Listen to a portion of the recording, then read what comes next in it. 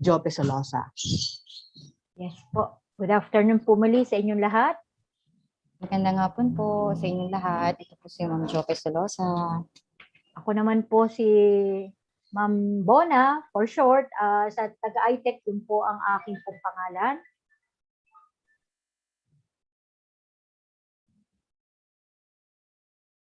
Okay po. So, of course, we might have to proceed with the introduction of our reactors. So, my co-MC po, pa-introduce na po ang ating unang reactor po sa Yeah, oras na Ma'am to. Bona, this afternoon we have 4 seasoned Yes, ma'am. reactors. We have Dr. Ryan Evangelista, Dr. Arvin De La Cruz, Engineer Jesus Bien Jr., and also we have our own pride. We have Mr. Giancarlo Humilios, right? Yes po. So let's start, Ma'am Jope.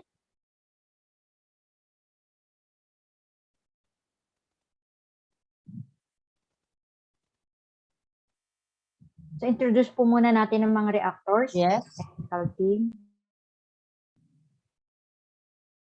Hello, Ma'am. Ayan. Magandang hapon po sa inyong lahat. It's a privilege to introduce to you our first reactor for this afternoon. So, ito po, he is a very well known ASEAN engineer tech and a Singaporean engineer also serving for various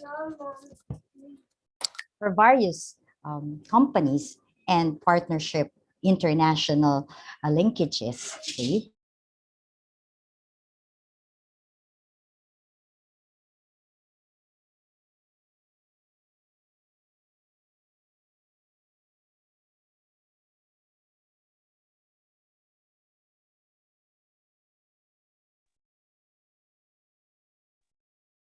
Hello po. Hello. Yes, Ma'am Jope, go ahead. Okay, I'm sorry po. Wow. Hello, ma'am. Yes po. Hello We can po. hear you. Thank you.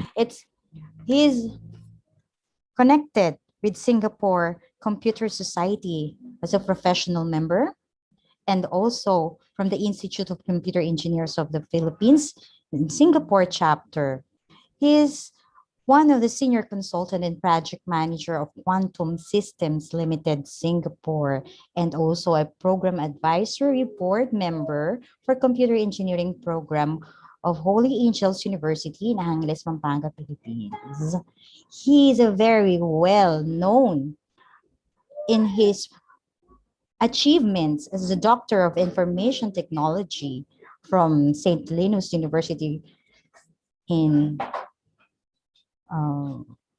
and Doctor of Education, major in Educational Management also, and a Professional Education, Master in Science and Mathematics, and of course, and Bachelor's in Science and Computer Engineering.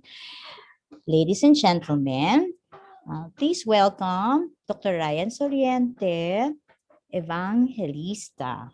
Good afternoon, sir. Hi, good afternoon, everyone. Thank you, ma'am, for the introduction and welcome. Good afternoon, sir. So, let's give Sir Evangelista a virtual applause po sa ating mga nasa Zoom. Yan. Next, we also have Dr. Arvin De La Cruz.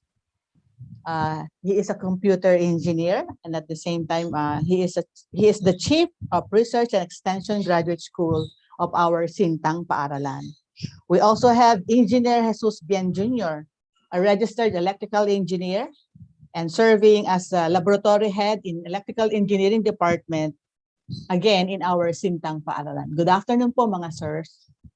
Okay po.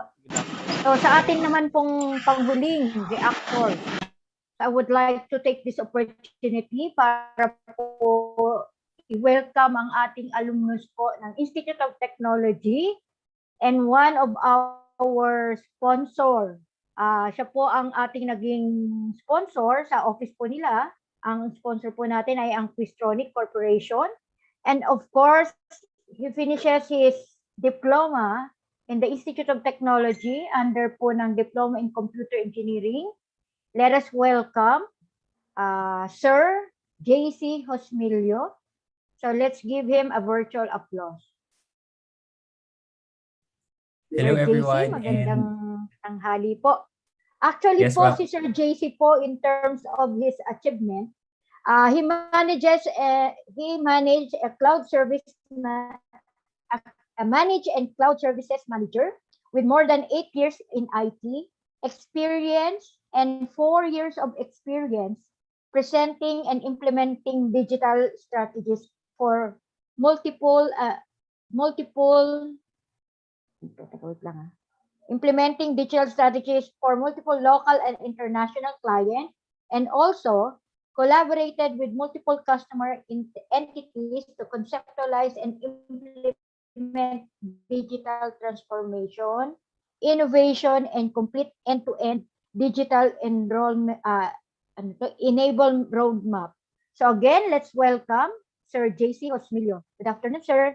Good afternoon po. And good afternoon to all the professor and my former professor when I was in Institute of Technology. So welcome po everyone, and I hope I could get a huge information and more technology research with this program. So let's enjoy the day and yeah, enjoy the day. Thank you.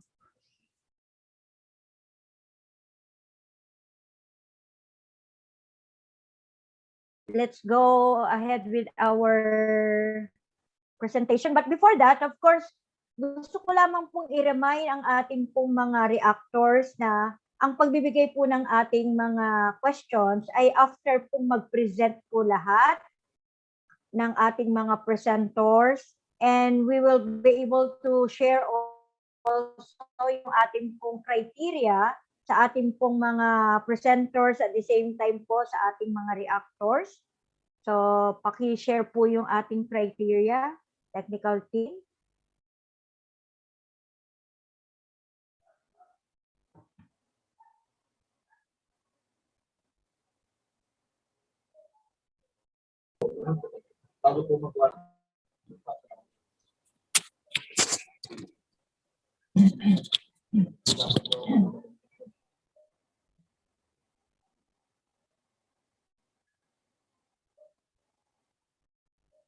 Go ahead po, Ma'am Jope.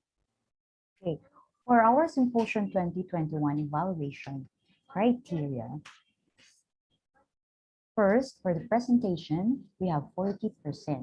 That is equivalent for the style of presentation and oral articulation. That will be 20% for ability to answer questions, which will include the mastery of the topic. And the second part, another 20% for the manuscript. This will be the contribution to the field of specialization or the discipline and given theory testing for thesis or theory building for dissertation and applicability. And another 10% included in manuscript is the substance and content, which is the logical organization, accuracy, and the research process, the relevance of the work, and cited depth of discussion. And lastly, but not the least, is the prototype, 40%, which will include the functionality of your project for a total of 100%. So to all the presenters, good luck. Thank you. All right. So maraming salamat po sa aking co-MC, Ma'am Jope Solosa. And of course, gusto ko lamang pong hingin po ang pagkakataon na to bago po natin umpisa ng ating mga presenters na inaanyayahan ko po ang ating mga reactors na i-open po ang kanilang cam, and then po ang ating pong mga presenters, especially kapag nagpe-present po tayo, kailangan po naka-open po ang ating cam. Tsaka another reminders din po, yung paki-observe po yung ating house rules, and then yun po. So to start with our fifth presenter, so I'll do the honor to present the group number 5 from DEET 31. Ang kanila pong advisor po ay walang iba po kundi ang ating pong kasama dito sa ating MC ay si Ma'am Aina David po ang kanila pong advisor. So ang title po ng kanilang research ay Kaliskis Heat Insulator. And then ang ating pong mga presenter ay mga sumusunod. Brent Espinosa, Nazareno Montibon, Alki Orolfo, Mylene Kate Pitalbo, and Miss Marian Shapko. So take it away, guys.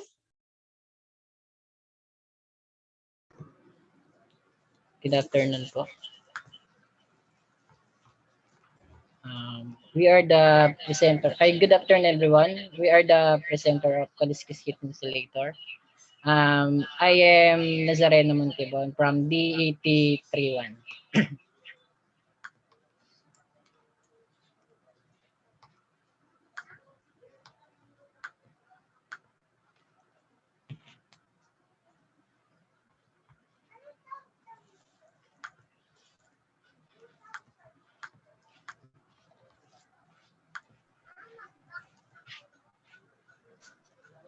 So let's start.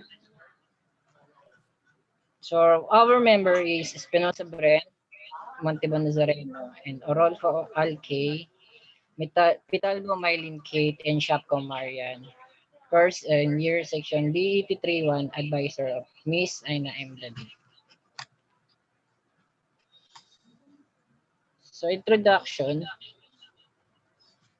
Innovation in human worlds started the harm they felt hundreds of years back due to human activities blended with natural variability glaciers and melting. Sea levels are rising, cloud forests are dying, and wildlife is scrambling to keep pace, continuing the world's long-term warming trend and increasing human population. The average annual temperature at the Earth's surface has risen since the late 1800s. This phenomenon imposes a threat to daily comfort as temperature is increasing every year. With this in mind, each household, especially in tropical countries like the Philippines, take action to reduce the discomfort brought by heat. In order to minimize heat losses in industry and also construction of buildings, thermal insulation is widely used. It reduces unwanted heat loss and also reduces unwanted heat again. A new purpose of waste is being considered to accommodate our needs and to promote a recycling disposed waste. The researchers will be making a heat insulator out of fish scale of expand its potential as a material in lessening the heat inside house or other establishment. Instead of disposing it improperly, letting it to be rotten and lead to a stinky smell that may cause of air pollution and health disease. So the general problem of this study is to identify how it is possible to make a heat insulator out of fish scale. This research aims to answer the following question. So first, what are the properties of fish scale to make it a potential material for heat insulator? Then second, how will the factor affect the insulating capability of the Alice's heat installation? So A, heat transfer. So for third, is there a significant difference between Kaliskis heat insulation from plywood and polyethylene foam in terms of water resistance or flammability? So next, so the output of the study will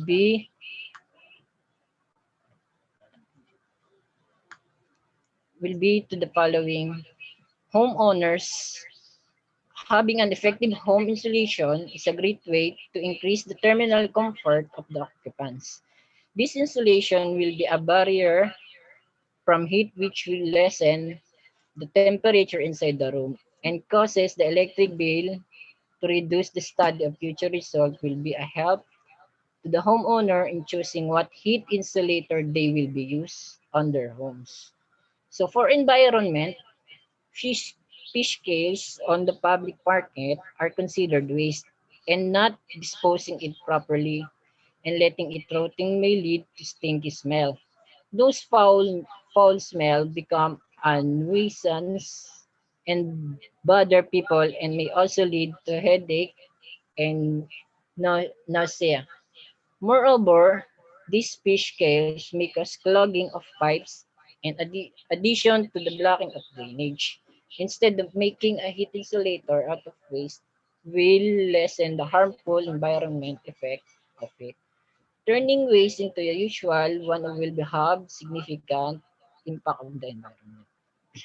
So for next, so industry, the Philippine industry provide a complete package of quality, insulation, material for houses and other establishment. This this study this study could give industries insight into developing innovative thermal insulators and made out of discarded material. So for future researcher, this study could serve as a researcher's guide and may be used to reference material to conduct a new research.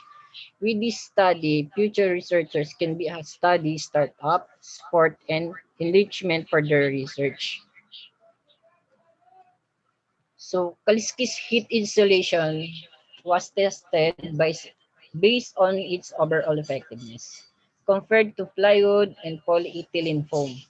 Three types of tests were conducted to gather data from the Kaliskis heat insulator and other conventional insulation. These tests are chosen to obtain desired result and to infer an analysis of their different insulation further. The flammability, water resistance, and insulating capabilities were determined after the experimentation, after the data was collected.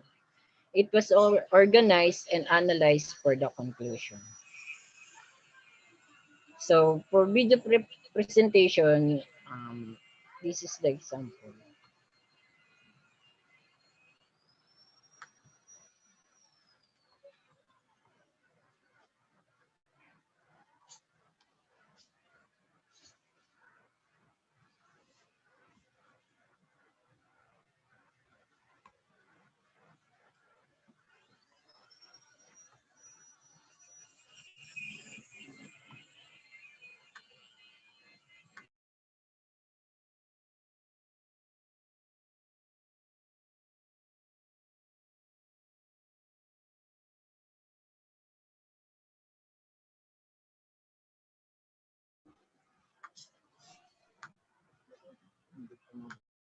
Anak, walang sound po na ka. Opo, wala po talaga ma'am. Medyo paano lang talaga. May video na.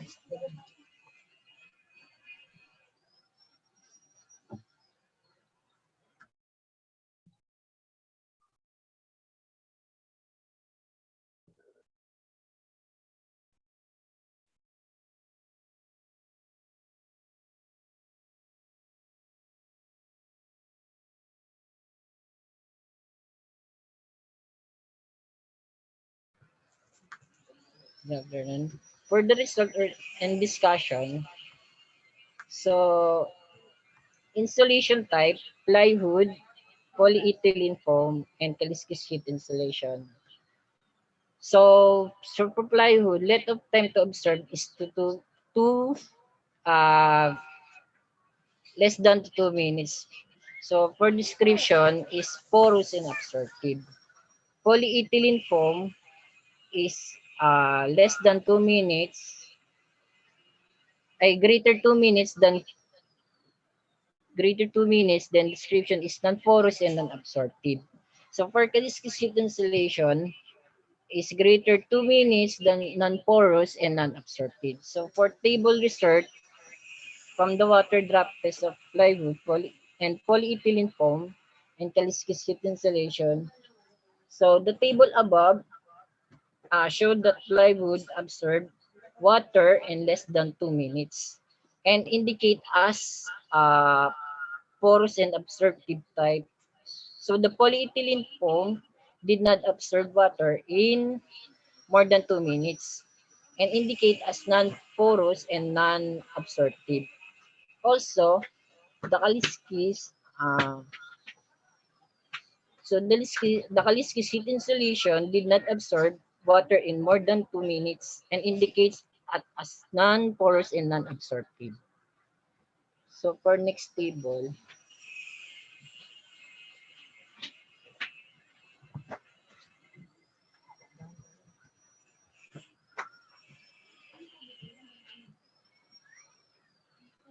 so for table 3, observation from the flammability test of plywood, polyethylene foam, and Kaliskis heat insulation. So insulation type plywood. So orientation of test sample is vertical.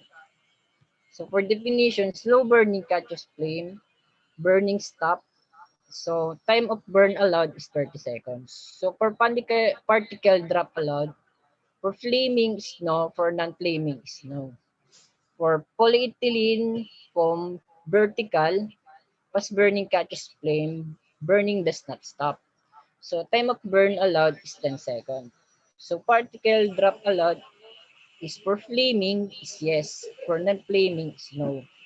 For Kaliskis heat insulation for vertical type or test sample is slow burning catches flame, burning stops for 30 second time of burning allowed. Then for particle drop allowed is for flaming is no, for non-flaming is no. For plywood, horizontal test sample is slow burning catches flame, burning stop. So time of burn allowed is 30 seconds. So flaming for particle drop allowed is no. For non-flaming is no. For polyethylene horizontal definition, fast burning catches flame, burning does not stop. So time of burn allowed is 10 seconds for particle allowed. Flaming is yes, for non-flaming is no. So Kaliskis heat insulation, horizontal, slow burning, catches flame, burning stop. So time of burn allowed is 30 seconds. So particle drop allowed for flaming is no, for non-flaming is no. So for this table 3 is the table above show. So the table for the table 3 show that plywood absorb water in less than 2 minutes and indicate as porous and absorptive. So then polyethylene foam did not absorb water in more than 2 to 2 minutes and indicate as non-porous and non-absorptive.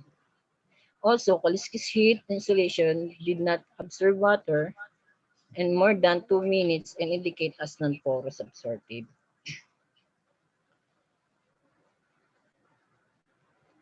So flammability.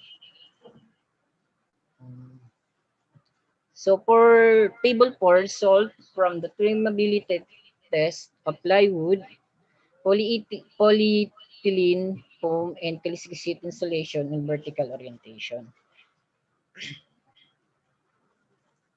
So flammability rating, horizontal flammability test. For test criteria, plywood and polyethylene Kaliskis heat insulation.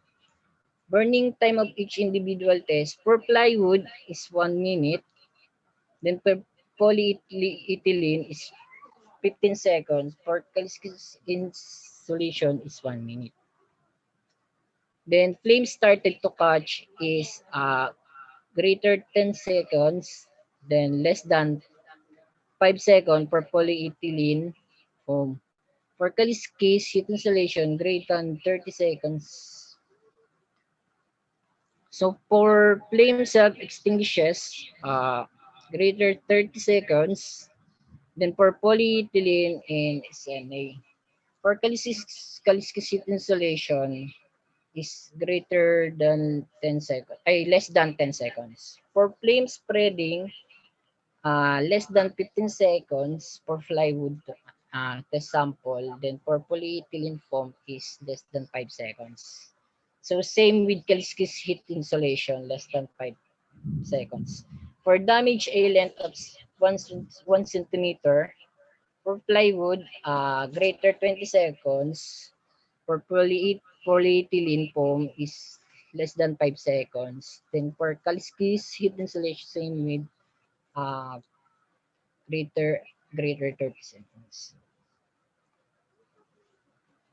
So these temperatures for day 1, day 2 to day 5. For temperature start, day 1, 32%. So 32% for plywood. Then temperature ended 30 degrees Celsius. So time start to melt is 29 minutes. Then melting duration is 2 hours 15 minutes. So for day 2 for plywood, 31% start temperature ended is 30 degrees Celsius. For time started to 32 minutes to 2 hours and 23 minutes for second day. For third day, 31 minutes ay 31 degrees Celsius and time started to melt is 24 minutes. Then melting duration is 2 hours to 6 minutes for day 3. So for day 4, 31%. Then start temperature ended is 32 degrees Celsius. First time started to melt is 30 minutes. Then melting duration is 2 hours and 18 minutes for day 4. For day 5 is 31 degrees Celsius. Then 29 degrees Celsius for ended, temperature ended. For started, melt is 40 minutes. Then melting duration is 2 hours and 43 minutes.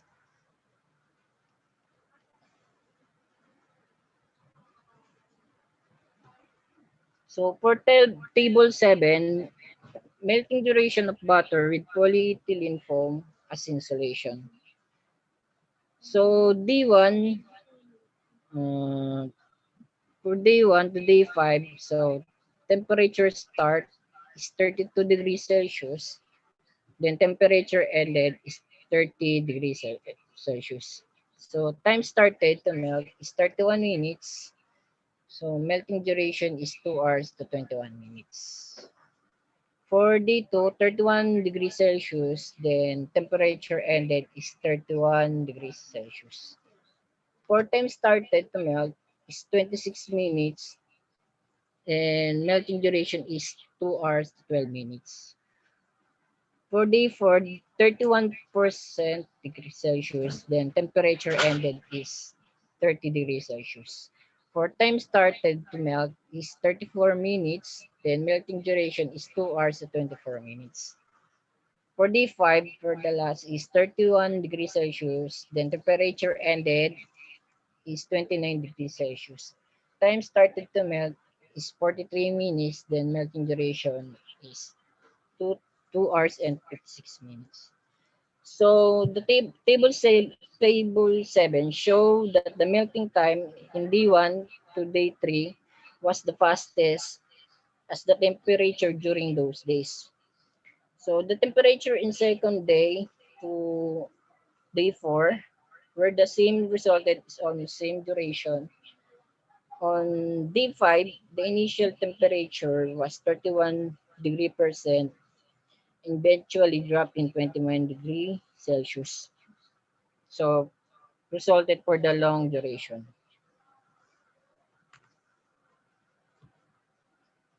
So for Kaliskis heat insulation, for day 1 is temperature starts from 32 degrees Celsius, ended in 30 degrees Celsius.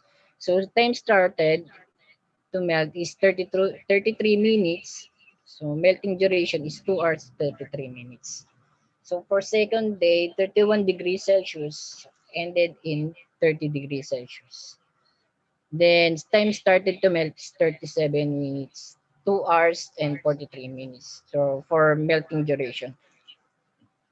For day 3, 33 degrees Celsius started, then ended in 31 degrees Celsius. 30 minutes started melt, then melting duration 2 hours to 19 minutes. For day 4, start in 30 degrees Celsius, then ended in 30 degrees Celsius. Started to melt is 35 minutes, then melting duration is 2 hours to 27 minutes. So day 5, temperature start 31 degrees Celsius, then temperature ended is 29 degrees Celsius. For time started to melt is 45 minutes, then melting duration is 3 hours to 2 minutes.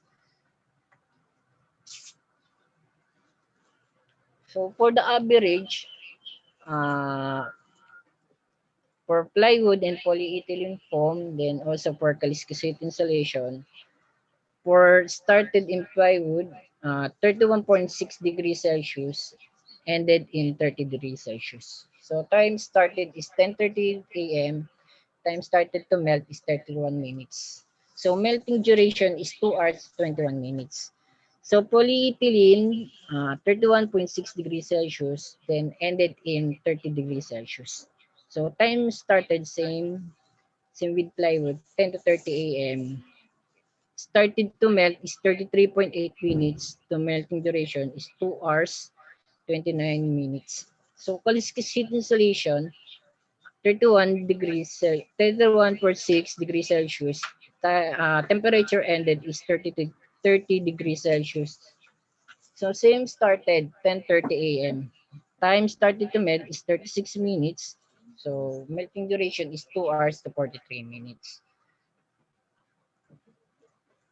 So that's all. Thank you.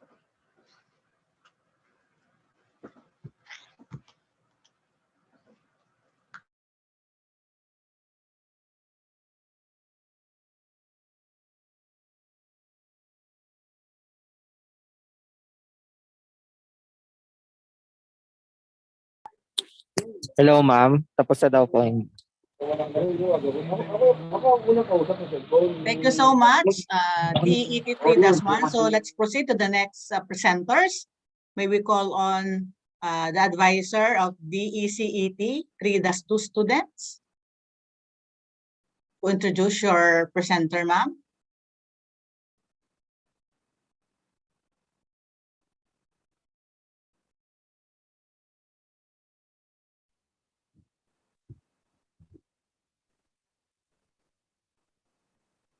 Okay, so may I present the next presenters from I think this is DECET 3-1.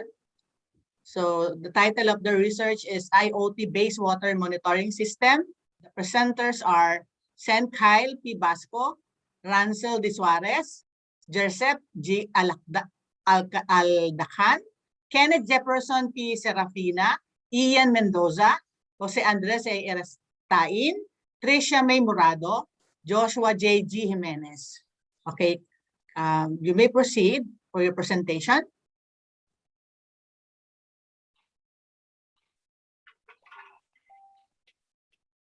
Ano ba?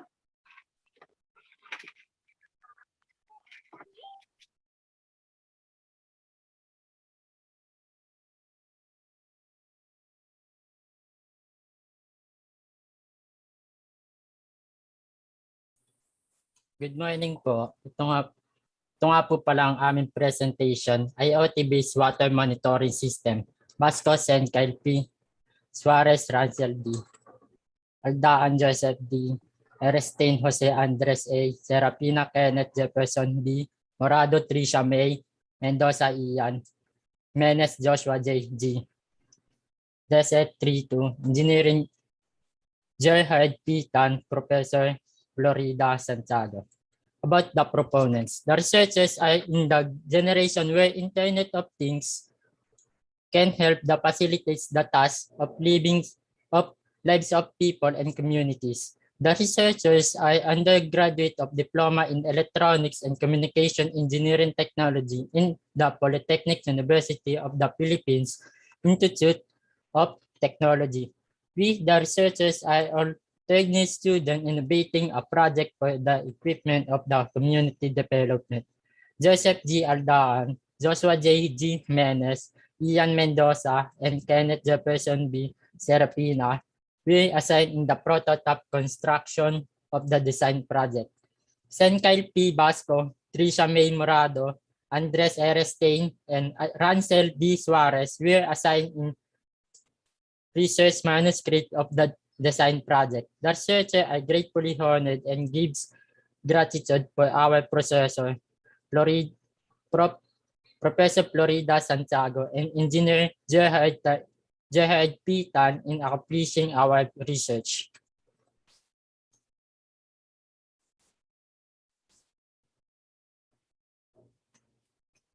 Ken.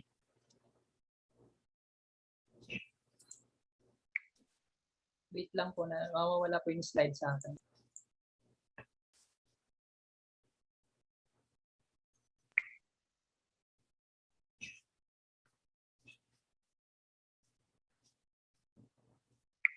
Introduction.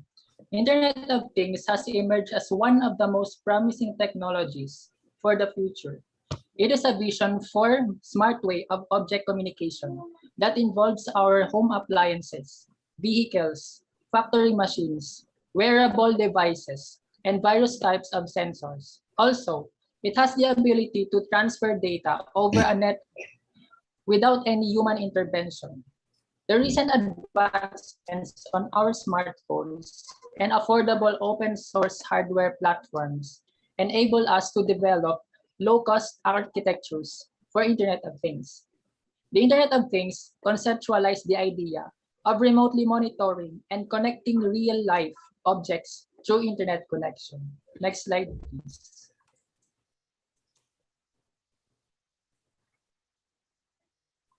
One of the major concerns of each citizen of the society, especially those people who uses water tanks, water drums, or improvised water tanks, is cleanliness, wastage, and safety of using stored water. Monitoring and keeping track of water quality and level in a water tank plays a big role in water management. Water quality is usually tested and analyzed at laboratories, since in the last century, there has been increasingly public interest in the quality of water provided by the municipal systems. The researchers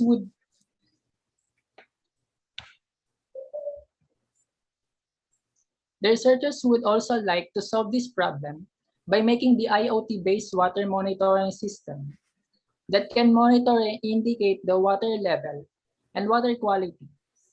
Ultrasonic sensor, temperature sensor, turbidity sensor, and pH sensor are used to indicate the water level, changes in water temperature, clarity of water, and the acidity of water.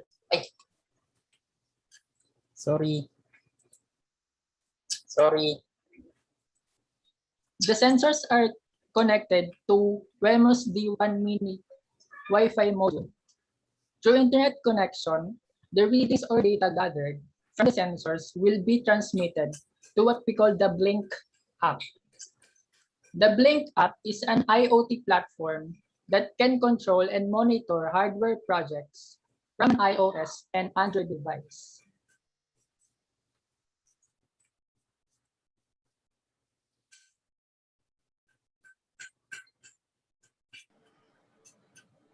Statement of the problem. This study focuses on the design and development of IoT-based water monitoring system. This study sought to answer the following questions. Number 1, how accurate is the IoT-based water monitoring system? It is a problem because systematic errors cause poor accuracy. These errors that occur except each time the measurement is performed. Next problem is how efficient is the IoT-based water monitoring system? It is also a problem because a device that is inefficient will waste majority of its input energy, while a device which is efficient will waste very little energy it receives. Tapos, how effective is IoT-based water monitoring system? Water monitoring device in understanding the water quality parameters of 3.1, the acidity or alkalinity of the water. 3.2, temperature changes. 3.3, water clarity. That's next.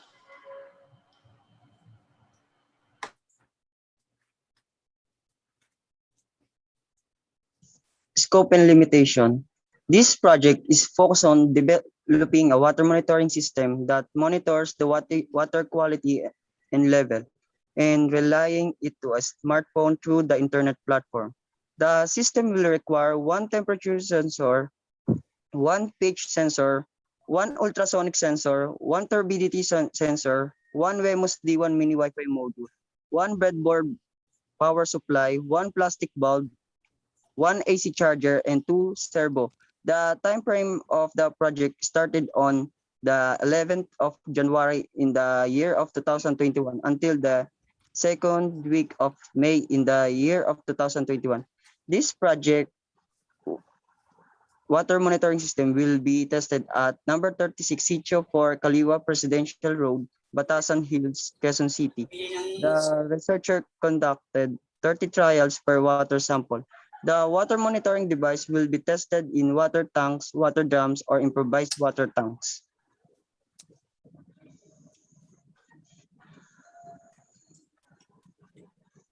Significance of the study.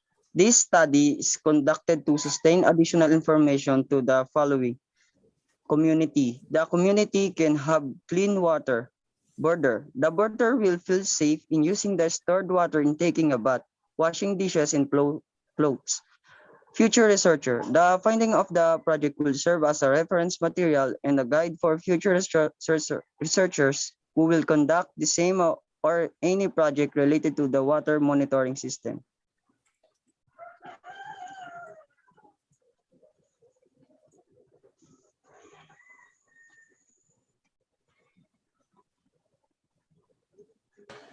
Research instrument. The researchers use the test and skills as an instrument to test the accuracy, efficiency, and effectiveness of IoT-based water monitoring system. The researchers prepared different water samples for every parameter used. 5 different water samples such as tap water, water mixed with calamansi, water with algae, muddy water, and soapy water for pH. 3 different water samples such as water with algae, muddy water, and tap water for turbidity, and 3 different samples such as hot water, cold water, and normal water for temperature. Moreover, the researchers conducted 30 trials per water sample. The researchers used temperature scales, pH scales, and turbidity scales as basis for the accuracy of readings or data gathered.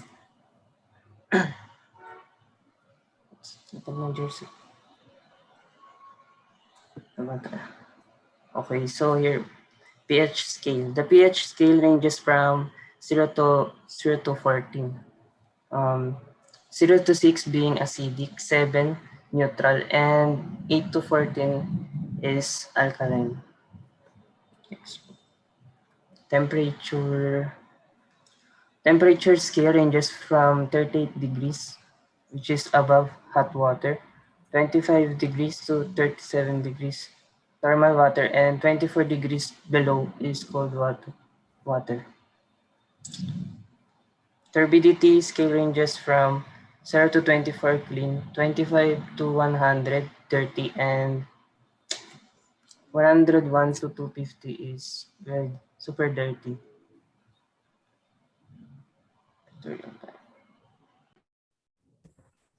Pictorial diagram. Bali, dito po pinapakita yung connection ng bawat component sa circuit gamit yung physical appearance nila na ginamit dun sa paggawa po ng prototype. Starting po sa power supply. Bali, ito po yung nagbibigay ng regulated power doon sa buong circuit. Next is WEMOS D1 mini Arduino na may built-in Wi-Fi module na siya yung pinaka-main processor dun para mag-process ng data galing doon sa mga components na na-connect. Then, through Wi-Fi, sinesend niya yung mga data na nakuha through Blink app. Next is turbidity sensor. Bali, ito yung nagtetest ng physical characteristics ng tubig, like gaano ka-clarity yung tubig o kaya ka-cloudy. Next is pH sensor. Ito yung nagtetest ng chemical characteristics ng water, like gaano ka-alkaline yung tubig o acidic. Then next is servo mechanism. Bali, ito yung magbabasa ng data ng pH at turbidity since isang analog pin lang ang available din sa WEMOS module. Next is ultrasonic sensor. Ito yung mag-measure ng water dun sa loob ng water tank. Next, servo motor. Ito naman po yung naka-attach dun sa faucet para mag-turn on and off after mag-read ng ultrasonic sensor. Next, temperature sensor. Ito yung mag-measure ng o magte-test ng changes dun sa water line. Gaano siya ka-cold o kaya ka-hot. Then lastly is yung blink up. Dito na i-visualize yung lahat ng data na nakolekta ng WEMOS. Next please.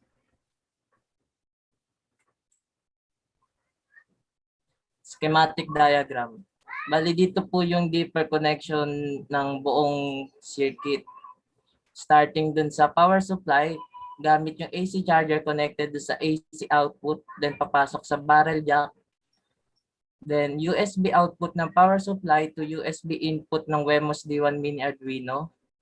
Then lahat ng BCC pins ng turbidity, pH, servo mechanism, ultrasonic, servo, then temperature ay connected dun sa 5 volts pin ng WEMOS. Ground pins ng turbidity, pH, servo mechanism, ultrasonic, servo motor, temperature ay connected naman sa ground pins ng WEMOS.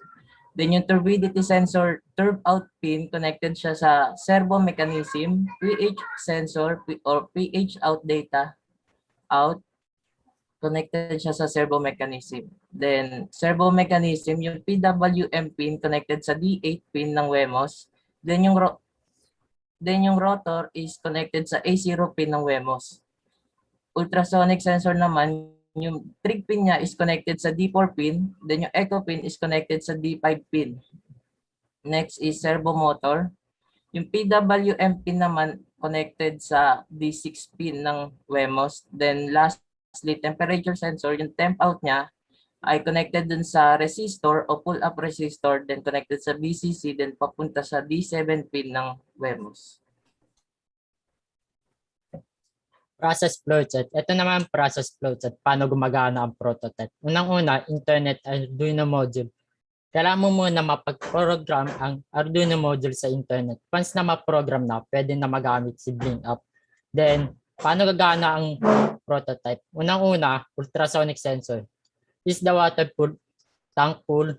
Pag no, servo motor turns on the valve. Kapag yes naman, servo motor turn off the valve.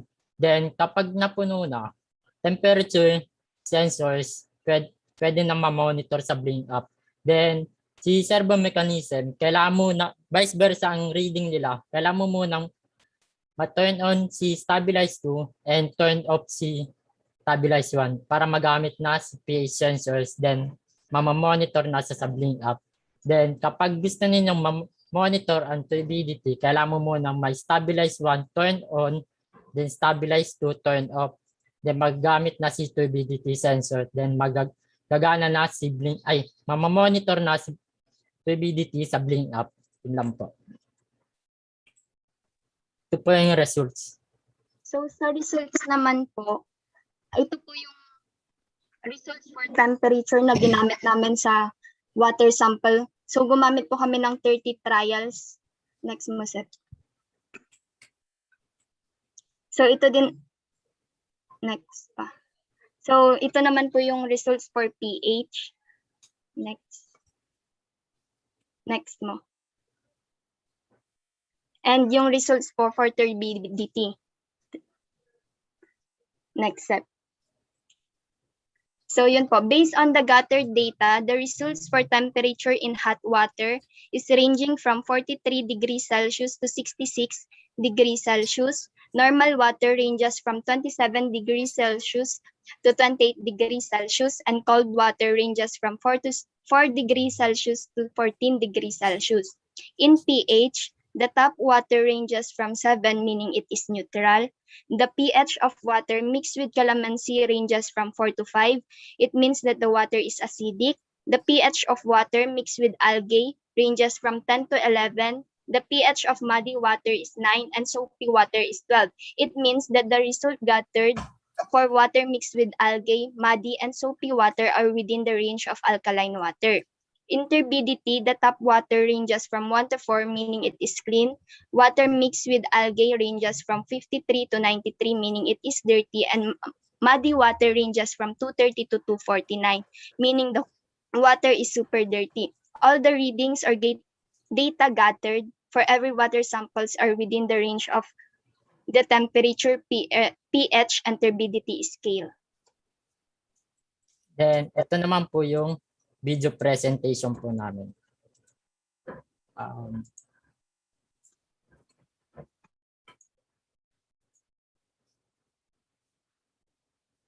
Ay.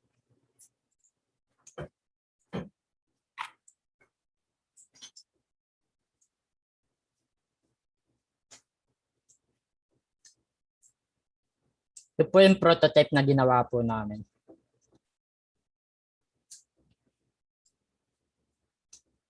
Yung likod niya.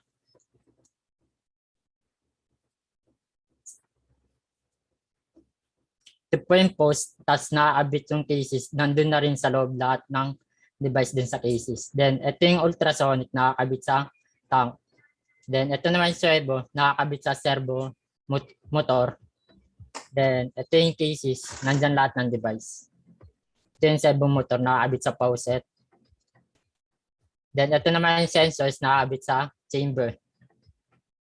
Then, ito yung prototype na power supply, nakakabit sa AC charger, then direct charger.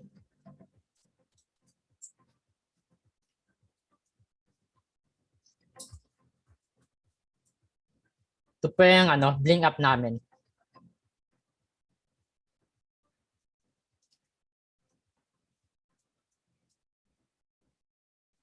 Ito po yung range ng pH 0 to 6 is acidic. pH 7 neutral. 8 to 14 alkaline.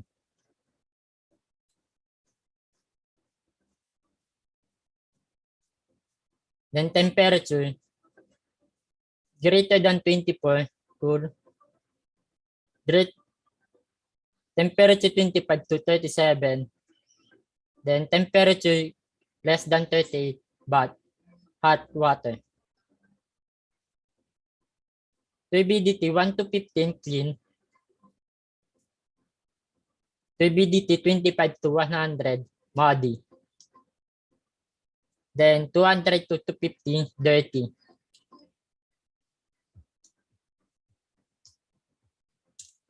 Then sa tank naman, yung tank ng kaya 1 to 10 is good. Then greater than 40 empty, then 20 to 30 normal. Then ito yung servo motor. Then nakakabit sa faucet. May button po kami ng servo motor na pwede nang mag-turn off and turn on. Ang monitor nun.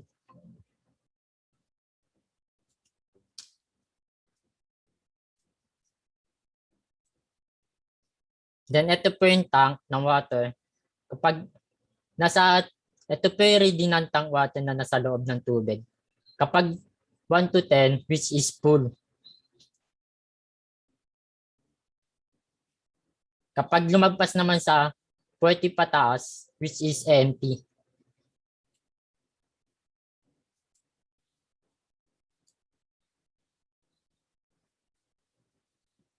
Then may notification po sa lalabas kung full na ba yung water or empty.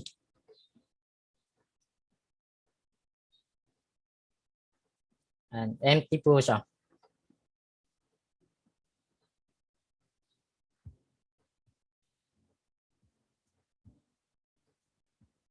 Then full. And yung notification lalabas po.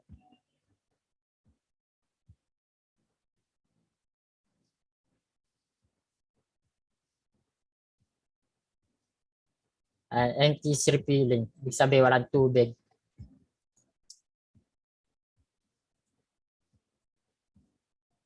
Ito po, tinesting po namin sa tap water. Ito po reading ng pH sa tap water which is 7, neutral.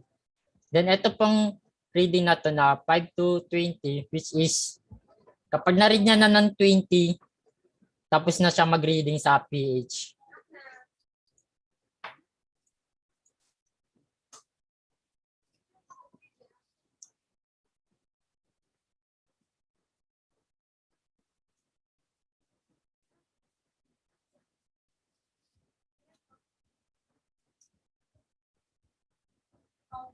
Ayan. pH done. Tapos na siya mag-reading. Then sa soap, ang reading na sa soap which is 12 alkaline. Kapag na-reach niya na yung 20, tapos na siya mag-reading.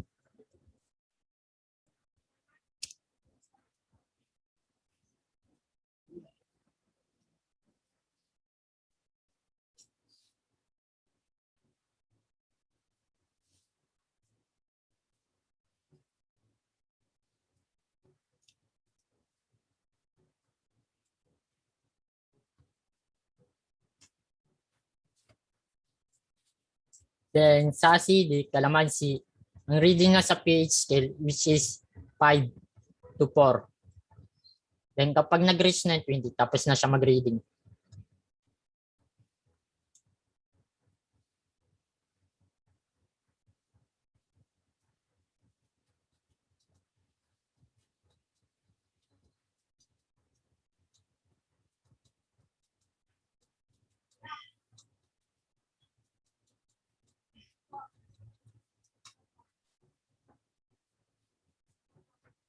Then temperature sensor, tap water, 28 reading, warm.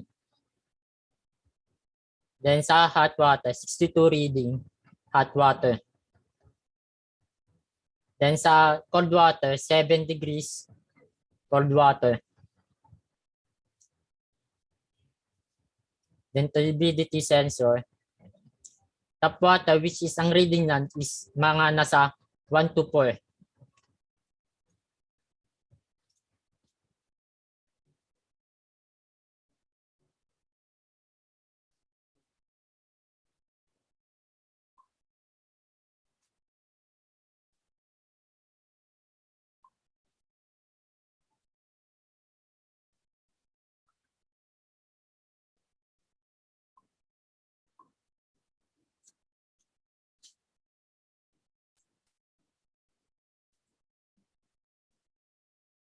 Then algae which is 60 to 80 ang reading.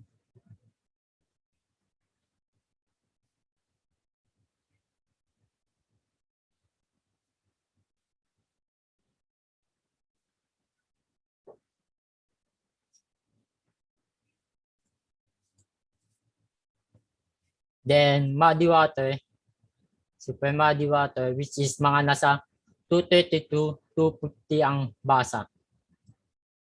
Ang reading.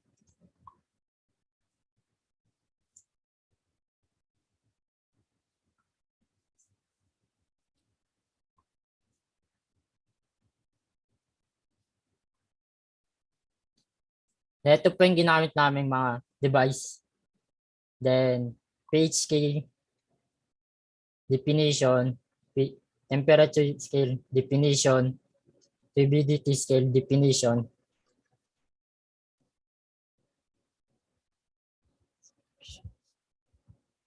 Ito po yung mga ginamit naming connection device.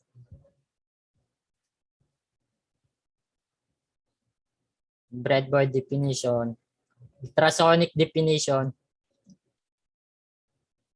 power supply definition, then servo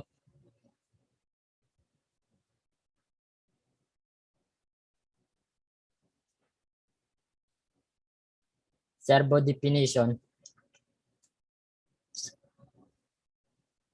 then turbidity definition, temperature definition, then pH definition, five-board definition. Then ito po yung mga researcher po.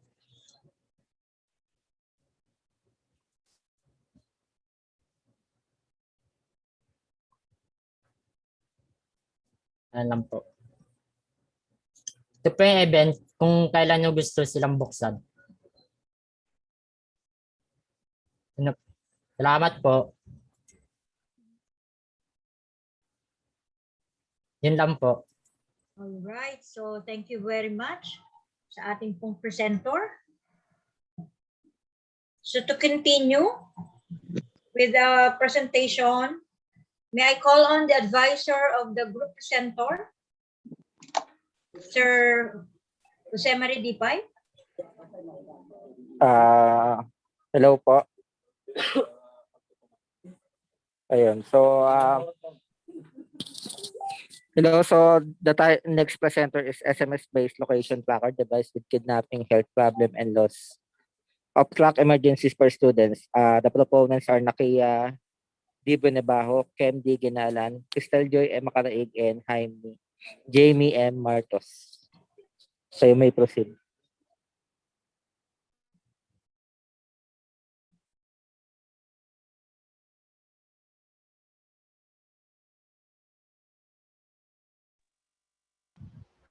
Hello. Rinig po ba ako? Yes, go ahead.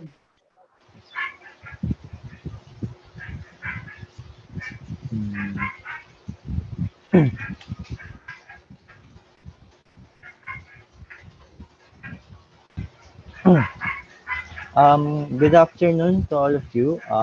This is our research SMS-based location tracker device with kidnapping, health problem, and loss of track emergencies for students.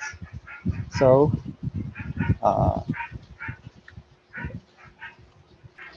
the researchers are Nakia Benabao Jr., which is me, Kem Gianalan, Jamie Martos, Crystal Joy Makaraig, and we are DSET 32. Ang pinamumunuhan po ng aming advisor na si Engineer Jose Marie Dipay, and this is our presentation outline. First is introduction, statement of the problem, scope and limitation, significance of the study, diagrams, result and discussion, and video presentation. So in introduction, along with the sudden growth of technology in the world, there comes the improvement of various devices that help us in having different kinds of communication to our family, friends, co-workers, students, or even the distinct people across the country. So years had passed and different kinds of devices are already in the market. Technology never stopped from enhancing. So, sa market, merong isang mataas sa market, which is the smartphone. Ang smartphone are great way for students and parents to communicate with each other, especially in case of emergency. Pero minsan, nag-create to ng threats especially sa mga estudyante na naglalakad. May cases na pwede silang ma-snatch yung yung cellphones, or mas malala pa doon is yung hold upin pa sila na mag-create yon ng trauma sa students. So kaya naman tayong pinapadalhan ng cellphone because of we need it for emergency purposes. So di man tawag dito. Importante nga talaga sa estudyante na may smartphone tayong dala, and especially lahat tayo may smartphone na. So kasi ang daming pwedeng gawin ng smartphone nowadays. May e-wallet, may social media, entertainment, halos lahat pwede na dito sa smartphone. Pero ayun nga, sinasabi ko nga na maaari itong cause ng threats pag nasa labas tayo ng ating mga bahay. Then next, and eto, familiar naman po kayo siguro dito sa puting van. na cases dito sa Pilipinas. Bago pa nagka-pandemya, meron tayong netong puting van. Itong puting van is nag-create to ng dilema sa mga bata, estudyante, and especially sa mga parents. So, tawag. So, sa Pasay area kasi, dito nag-start yung puting van. And sa Pasay area is maraming cases ng pagkawala ng mga bata, ng teenager. Dahil dito, nagkaroon ng worry yung ating magulang. So meron namang puting van na memes and also false information about it, especially nung sa Manila, and most of them are false information, and nag-create yun talaga ng uneasiness ng mga magulang and sa mga students na may makita ka lang puting van sa labas, isipin mo na parang huliin ka na nila or kukunin, I mean. Then next one is in our research, the GPS or global positioning system is our main components in our prototype and our research. So dahil kasi sa GPS, mas mapapadali yung reinforcement ng in case ng emergency type of situation. So kasi meron ng location to kung nasaan yung patients or yung victim na kailangan ng responde, and sa gayon mas mabilis din na mapuntahan agad-agad yung biktima. So next one is the statement of the problem. This is our statement of the problem in our research. So so the aim of present study is to develop an SMS-based emergency location tracker device for students.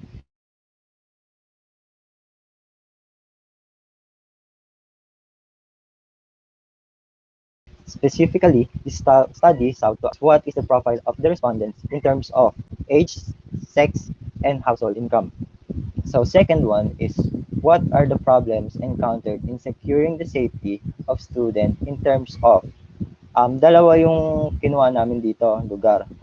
Una is school premises, which is location detection, police assistance, and medical assistance ang kinukuha namin dito.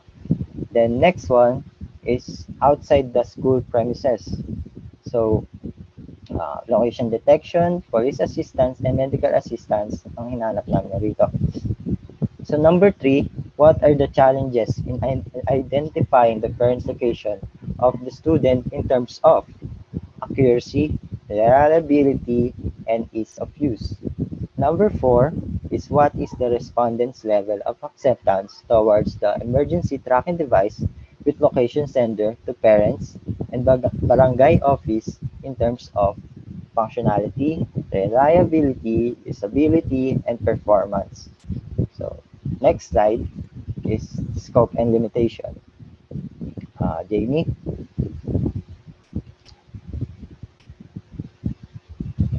Scope and limitation. The study focused on designing an SMS-based emergency location tracker device for students in the Institute of Technology of Polytechnic University of the Philippines. This device is designed to send a message to the parents and barangay office, the location of the student and what kind of emergency they are in. A device that will help the students to tighten their security and avoid kidnapping cases. Our device focuses on securing the students inside and outside the school premises, and also to protect students in any kind of emergency that will occur to them. Next.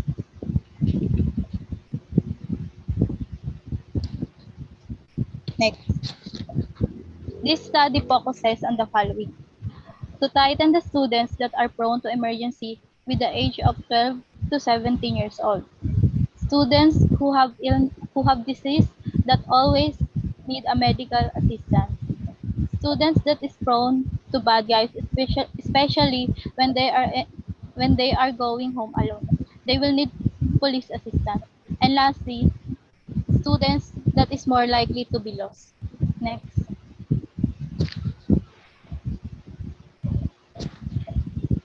This study is limited to the following. The device is implemented for students' use only. Can be used to locate the student's location. And lastly, the proponent would only bring one device for use as demo sample on the final defense. Next.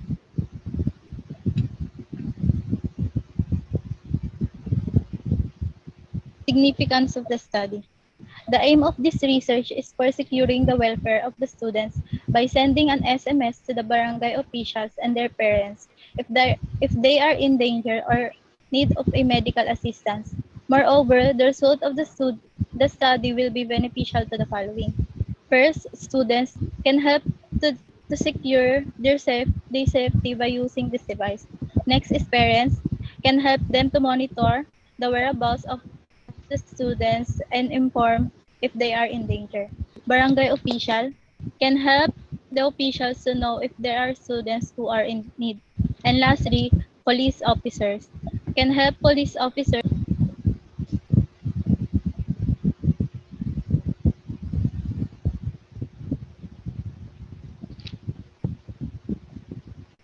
Next. So next one, para mas maintindihan yung aming research, this our prototype. So first, cover. So ito, importante ito sa aming prototype kasi may instance kasi na di mo masadya mapindot yung buttons. So iniwasan po namin yun para so ito nga po, meron po kami cover para doon. Kasi pag na-aksidente nyo pong mapindot yung emergency, siyempre po, yung receiver po nyo, which is your parents, is magke-create yun ng siyempre, distress and tawag dito. And magke-create yun ng false information kasi hindi mo nasadya yung pagpindot ng emergency. So next one is yung LND indicator. So dito may kita yung para malaman ng users na tama ba yung napindot nilang emergency, and ito po yung LND indicator para para ma-inform yung users na na green button or red button or white button yung napindot. So next one is yung 3 buttons. So first one is yung green button, which is kapag may serious health problem, emergency, kailangan yung users, ito po yung pipindutin nila. Then, second one is yung emergency for kidnapping. So, this one is, in case na may parang kakaiba sa lugar or na kidnap ka na, so this one will help the students. So, third one is loss of track emergency. So, karamihan kasi sa mga estudyante, lalo na yung walang familiarization sa lugar, ito is makakatulong to, yung loss of track emergency.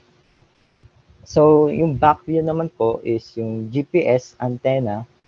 Kaya po siya nakalabas is para mas accurate and mas mataas yung signal yung matanggap ng prototype.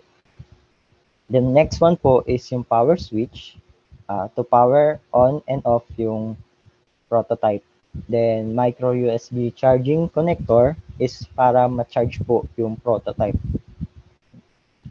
Then next one is the block diagram. So sa block diagram po, ito po yung so yung input po, which is the button, pag pinindot po siya, then pupunta po siya dito sa MCU para tawag dito, to to know kung ano yung napindot na button. So dito siya papasok sa MC controlling element para malaman kung ano yung pinindot na buttons. Then yung MCU po is magga-gather po siya ng location kung saan po saan po yung location ng users, papunta po sa GPS module, kuha po siya doon ng location, then babalik po siya with the information to the MCU control unit. MCU. Then yon, after nun, ipapass through po niya sa GSM module para mag-send ng message to the barangay and the parents. So, in case na may parang mali sa information na nakuha ng GSM module, babalik po siya ulit sa MCU para ma-correct po yung information, para yung information na isa-send po is tama po to the parents and barangay po. Then next one is our context diagram. So sa context diagram po, ganito po yung flow po niyan. So students po may hawak ng prototype. Then yung GPS satellite po, syempre kuha po siya dun sa sa satellite po para magkaroon po siya ng information kung nasan yung prototype na yun, and syempre yung students po. Then once na may emergency nga, pipindutin niya lang po yung buttons na kung ano po yung emergency na kailangan nila. Then mag-send po yan to GSM module papunta sa cellular. Syempre kailangan po ng signal. Then mag-send po siya papunta sa barangay and the parents.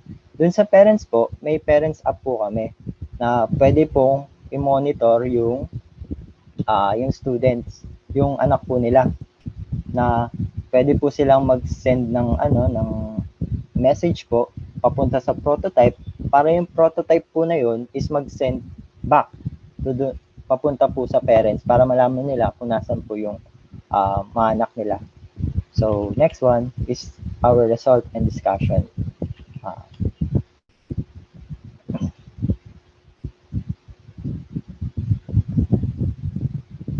Crystal? Mute ka yata.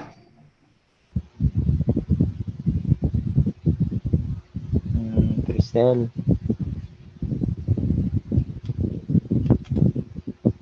Nakamute ka, Crystal.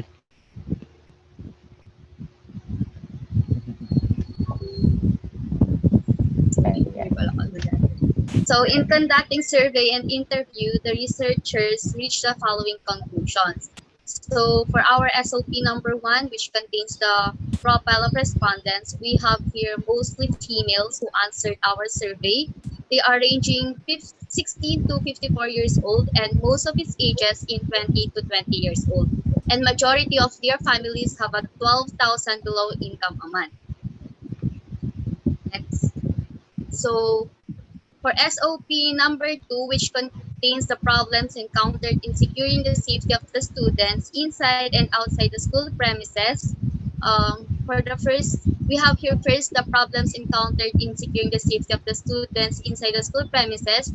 Based on our respondents, most of them answered that the students are encountered being harassed and they are facing unexpected accidents during school activities. On the other hand, the problems encountered of securing the safety of the students outside the school premises are students being lost and difficult to locate. They are prone of bad guys like snatcher or kidnapper, and the environment outside the school is not safe and students might get into trouble while going home, like being harassed by some strangers, and students encountered accidents on the way home or has a health problem. So as you can see here, there are more possible problems that the students can encounter in securing their safety outside the school premises than inside the school premises. because inside the premises we have guards to tighten our security and don't let someone unauthorized person enter inside the school. And also we have teachers to facilitate the students and monitor what they are up to. While outside the school premises, they have no one to secure their safety. They are more open to danger and accidents as they only have themselves outside the school premises. Next.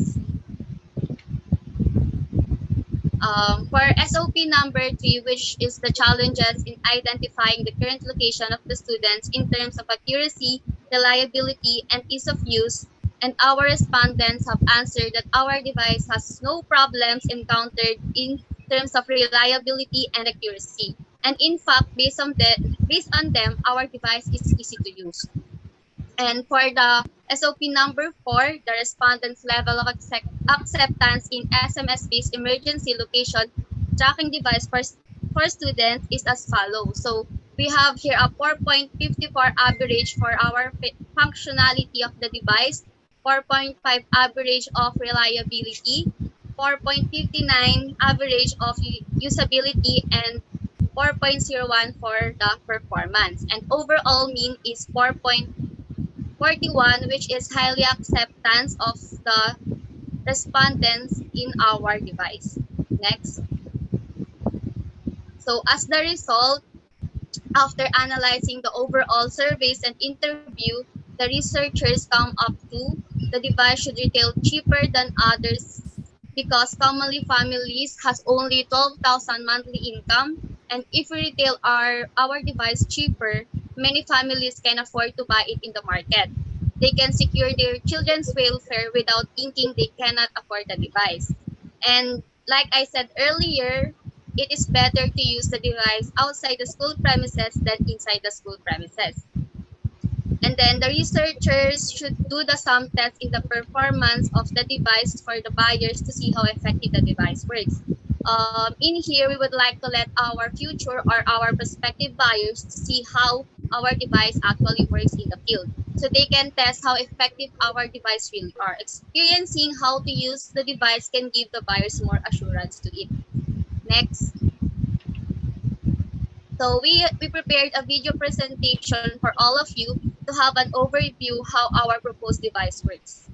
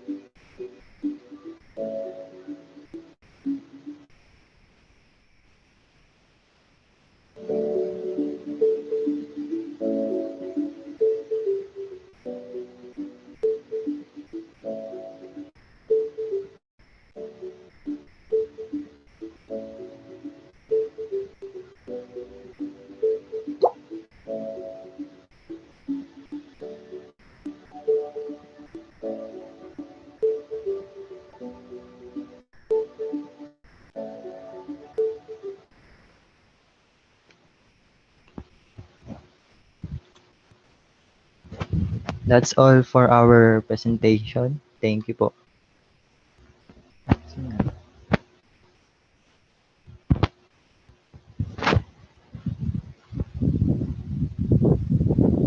Thank you so much. DCET 3-2. To proceed, may we call on the advisor of DCET 3-3 to introduce the presenters.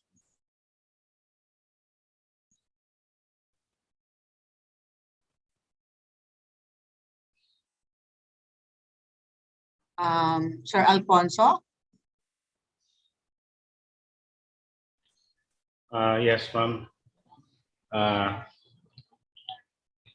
Good afternoon po sa lahat. So may I introduce the presenter from the DCET 3-3,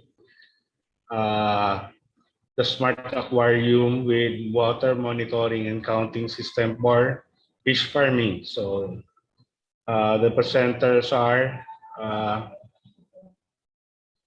Mayjoy Pahenting, Teresa Dongalio, Laclane Florendo, Kim Holesca, and John Wilfred Villacorta. You may proceed. Hi.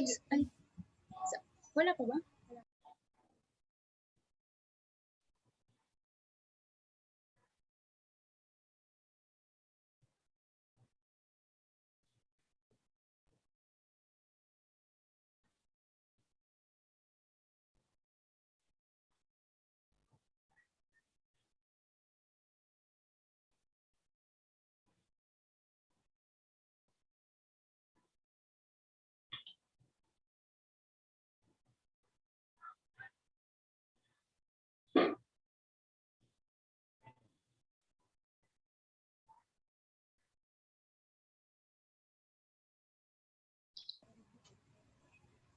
Hi, good afternoon po. Hi, good afternoon po. We are the representative from DZ 33. Our research, our prototype entitled Smart Aquarium with Water Monitoring and Counting System for Fish Farming. So ito po yung mga researchers. I, Major Bahinting, Teresa Dongalio, Lorendo Laclane, Holyeska Kim, and Villacorta John Wilfred. And our advisor po is si Sir Nicolay Andaya.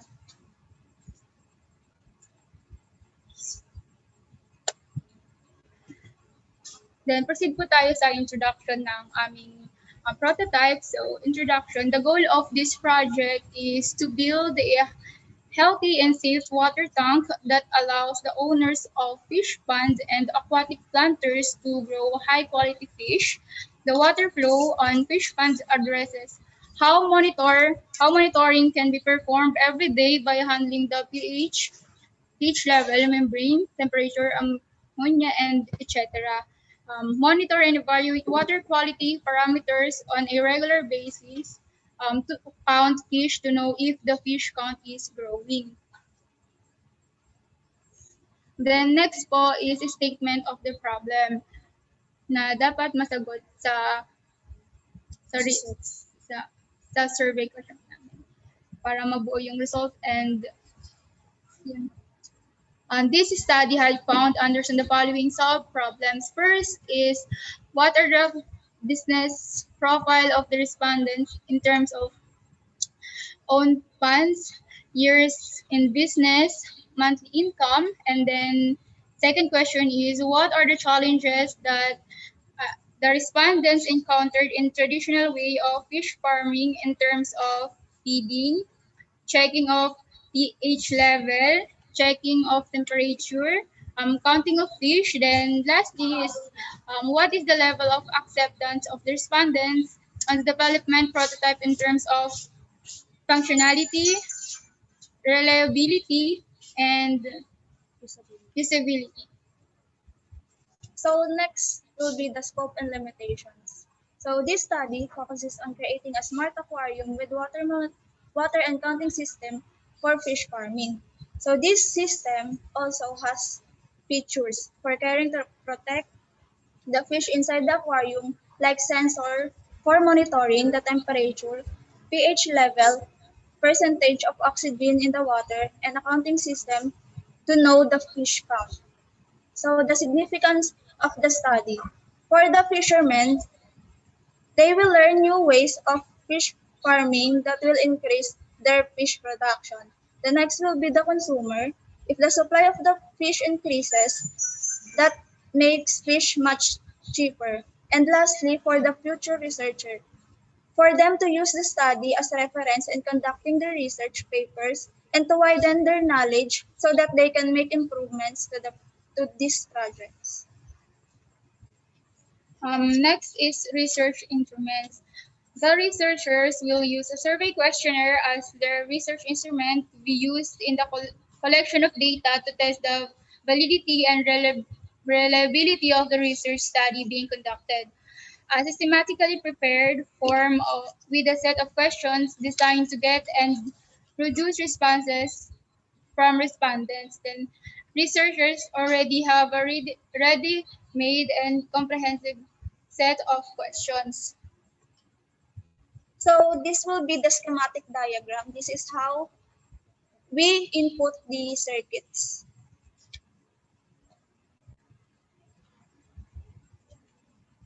So the next will be the block diagram.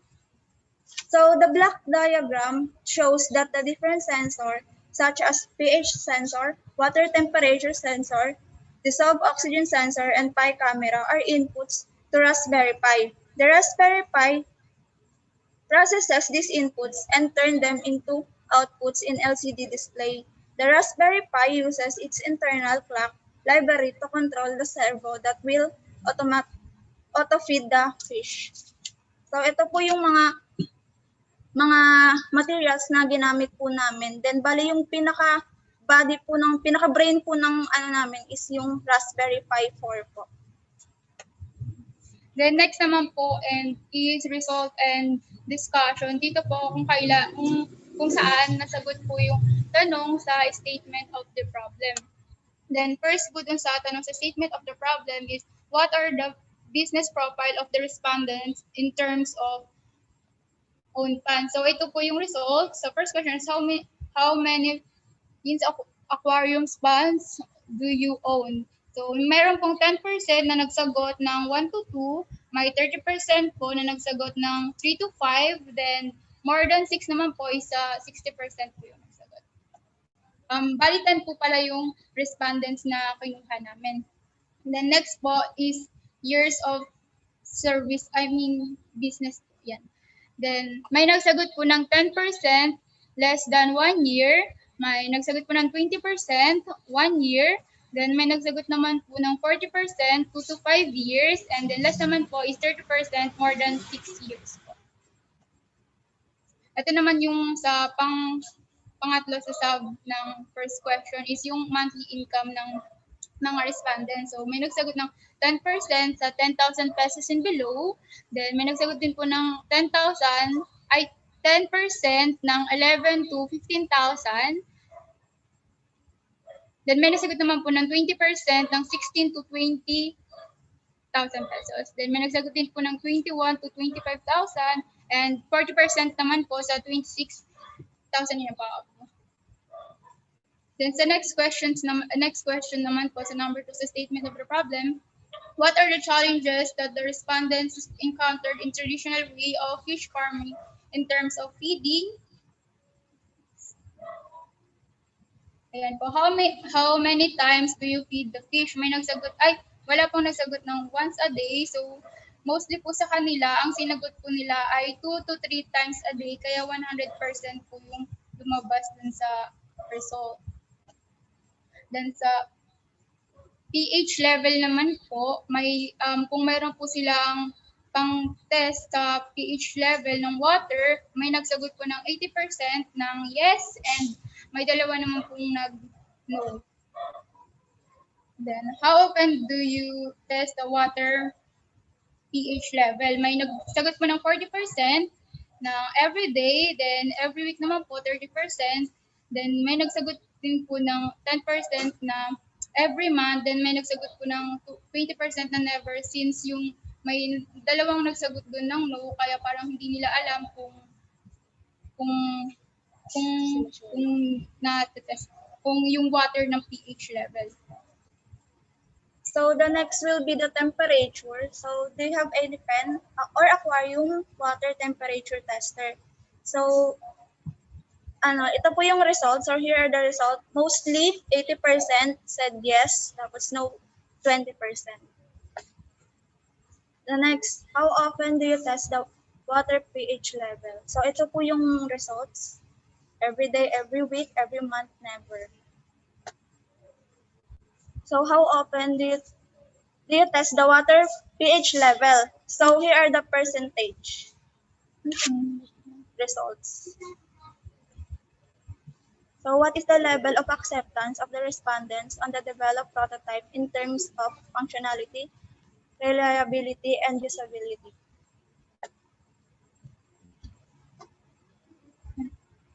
Then sa ano naman po, dito naman po kung saan na ipa-test po namin sa 10 respondents yung prototype po namin. Then ito po yung lumabas, yung functionality is highly acceptable naman po siya, 4.15%. Reliability, highly accepted naman siya since it was 4.38%. Then usability, highly accepted naman since it was 4.30%.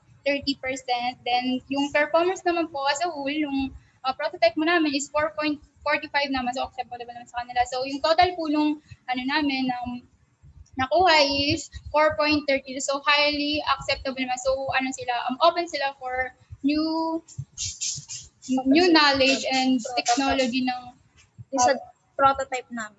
Okay lang sa kanila. So let me show you the video presentation. Let me show you the video presentation of our prototype.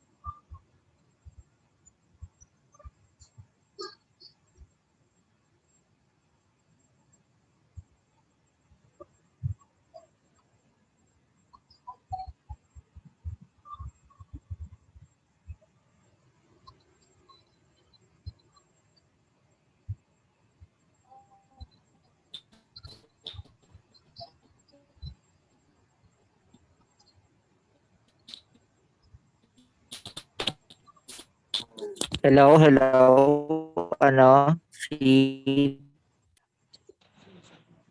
ba? Ah, sir po. Po? Po.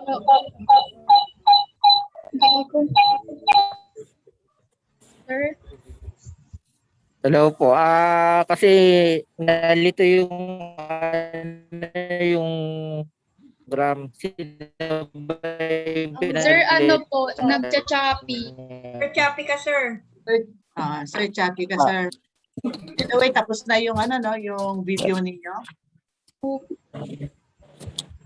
DCET 3-2. 3-3 po. 3-3, ma'am. 3-3. Okay, are you done? Tapos na? Yes po. Okay, thank you so much. So, Salamat. okay, thank you so much sa inyo. So, proceed po tayo sa next presenters.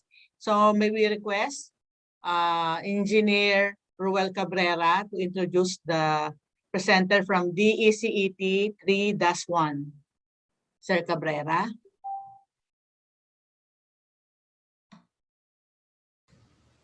Yes, ma'am. Good afternoon. Naririnig po ba ako? Yeah, good afternoon po. Clear po, sir. Okay. I would like to introduce the DECET 3.1. Their title is Real-Time Energy Meter and Electricity Bill Calculator based on Meralco rates with mobile apps. This group is headed by Miss Monica Yap, and its member is Mr. Raymond Asbatal, Miss Ann Kayla de la Cruz, Miss Moonwind Garcia, and Miss Maria Cristina Rafana. So, you may present now, Monica. Thank you, Mr. Roel Cabrera, our advisor. And also thank you to our technical advisor, Mr. Remigio Sirios. Once again, good afternoon to everyone, especially to our panelists, to our faculty members of our very own Institute of Technology, and to the faculty members of other colleges. No? So also good afternoon to my fellow students. So how are you? I hope you are all safe and healthy, despite of our current situation, which is meron tayong pandemic, So for not further ado, let's start. Once again, uh, I am here with my group mates to introduce to you our thesis study. So the introduction will be presented by our leader, Miss Monica and Yap. So thank you.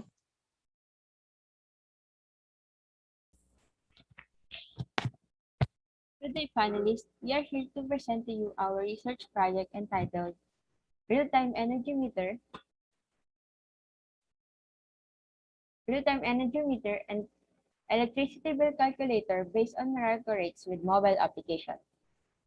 By the way, my name is Monica Enyap, and here are my group members, Raymond Lesser C. Batal, Ann Cal M. De La Cruz, Moonwind D. Garcia, and Maria Christine L. Rapana. We are presenting the DECET 3-1 together with our advisor, Professor Ruel D. Cabrera. About the proponents. The proponents are from DECET 3-1 with both dedication on studying in the field of electronics engineering technology. Our goal is making the research is to end the confusion of every Meralco residential customers in understanding their monthly electricity bill. The proponents' research aims to help the Meralco residential customers to understand how their monthly electric consumption is being calculated and assessed by the use of the RTEM or real-time energy meter, and it comes with a mobile application. Analyzing problems, providing solution to it, having optimism, sleepless nights, long patience, perseverance are the key in achieving our goal. The same interest that the proponents possess are the reason why this comes into reality. Proponents believe that this small step can help many people, especially in this time of pandemic, where every action is limited due to health and safety protocols. In addition, the researchers are grateful for the professors and schoolmates in the Polytechnic University of the Philippines Institute of Technology, Professor Roel de Cabrera, Professor Romeo Rios, Professor Paulo Tendogan in making this project possible. Thank you.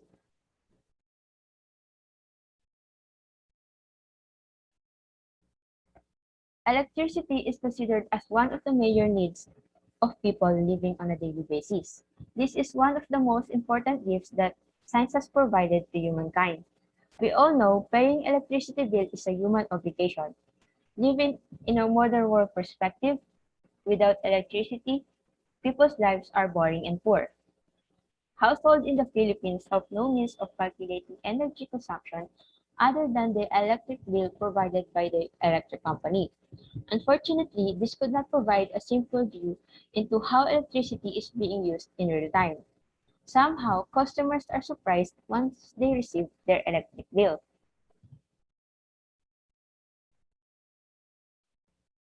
Because of this, our project was created. Real-time energy meter or RTEM will help customers of Meralco to monitor the electricity consumption in real-time basis wherein the result of the actual reading will be displayed via LCD or logging in the account in mobile application that we developed. Here is Ms. Garcia to report the statement of the problem. Thank you, Ms. Yap. So, statement of the problem. The purpose of this study is to establish an energy monitoring system in a real-time basis that will provide accurate reading value and total cost of kilowatts used in residential households. Specifically, this was implied to answer the following sub-questions. What are the problems encountered in monitoring the energy meter provided by Meralco? What are the appropriate features of the device that can be developed to address the problems encountered? And lastly, what is the consumer response to the level of acceptance of the features developed in terms of functionality, usability, reliability, and performance? Now let's proceed to scope and limitation that will be discussed by Ms. Rapana.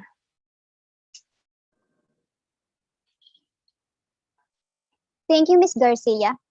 Good afternoon. Good afternoon. I'm Maria Christine Rapana, and I'm here to discuss the scope and limitation of our study. Scope.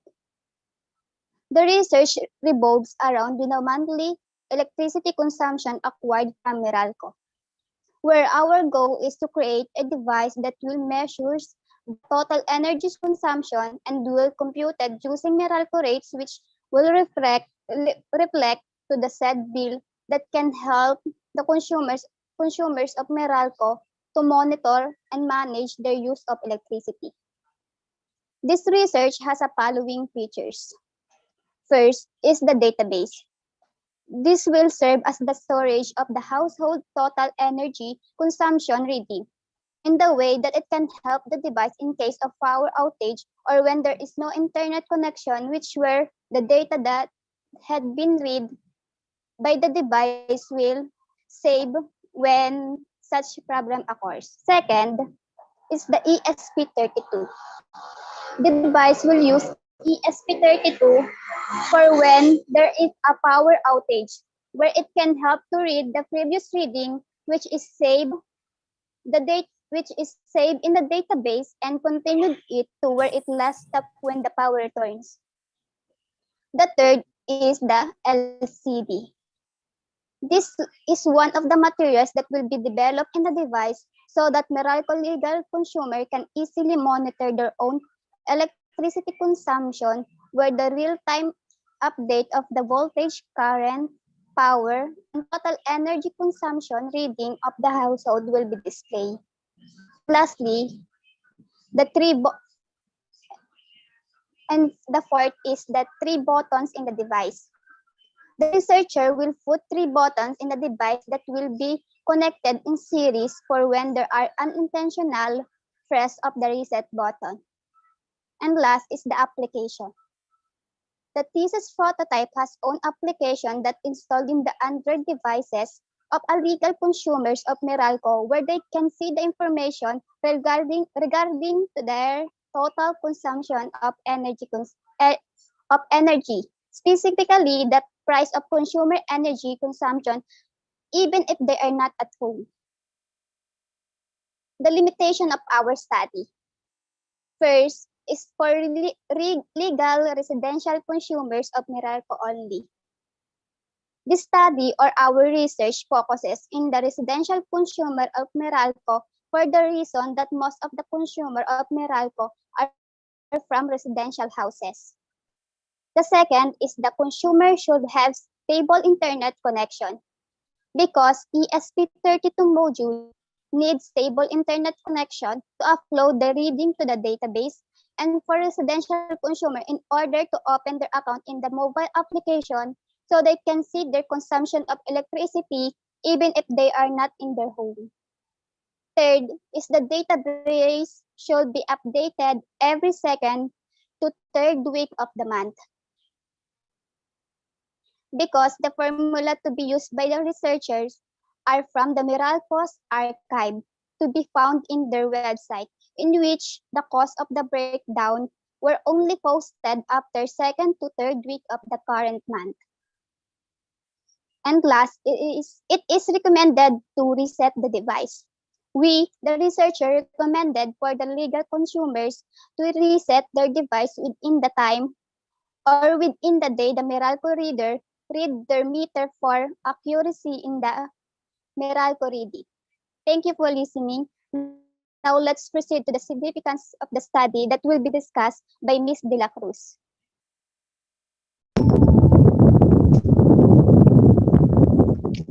Thank you, Ms. Rapana. So, the significance of the study. The study are undertaken to determine the total consumption of electricity in the household of the legal consumers by means of the device. Therefore, the outcomes of the analysis are very important and beneficial, especially for the following: legal consumers. It allowed them to keep track of the overall use of energy in their household and to have an initial understanding of how much they have spent for a period of time. Second is students. The study can help them analyze the possible problem they may encounter while doing the project that they want to work on and have an answer on how they can solve the entire problem. They also profit from the development of their knowledge and skills related to the above listed project. And lastly, future researchers. The study will serve as their reference, giving them a background or an overview of the above-mentioned device and helping them to develop a project that enhances and improves more than the original one. Now let's proceed to research instrument. Method of research. So this study used the experimental approach. In this study, the result of certain electricity consumption and the calculated value reading of the RTEM are compared and gathered. The researchers perform an electronic survey as a personal interview is not permitted at the time of the COVID-19 pandemic. The researcher prepared a list of subjects and a video demonstration to be used by the respondents. The proponents also scanned the web for study literature, related articles, documentary, research, and any other written content. The researcher chose this method of data collection technique because of the easy access and cost effectiveness of the information, population sample size, and sampling technique. The cumulative respondents surveyed by the proponent are 50. Non-probability purposive sampling was used as our sampling technique. This approach chooses the participants based on the study's basic intent. It was based on certain parameters set by the researcher. On the basis of their knowledge of the information needed, the respondents were selected. Description of the respondents. The respondents were the residential customer of Meralco with stable internet connection. A survey is presented for them to answer various topics related to the analysis and to learn what they think about the study with their viewpoints. The review has been used to determine if the plan needs to change. Research instrument. The researchers used useful survey method that met the study's implementation criteria. Survey is the analysis method that has questions to determine the values, behaviors, and the behavioral self-reports of the persons. Data gathering procedure. The main data source was the data obtained from the study's energy reading read by RTEM and the Meralco energy meter.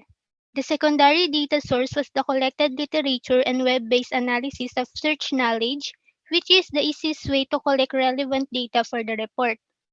The third source of evidence was the clarification of information obtained from surveys undertaken for truth checking. So next is the diagram that will be discussed by Ms. Yap. Thank you, Ms. Moni. We use two diagrams to fully understand the flow of the research. The first one is the context diagram.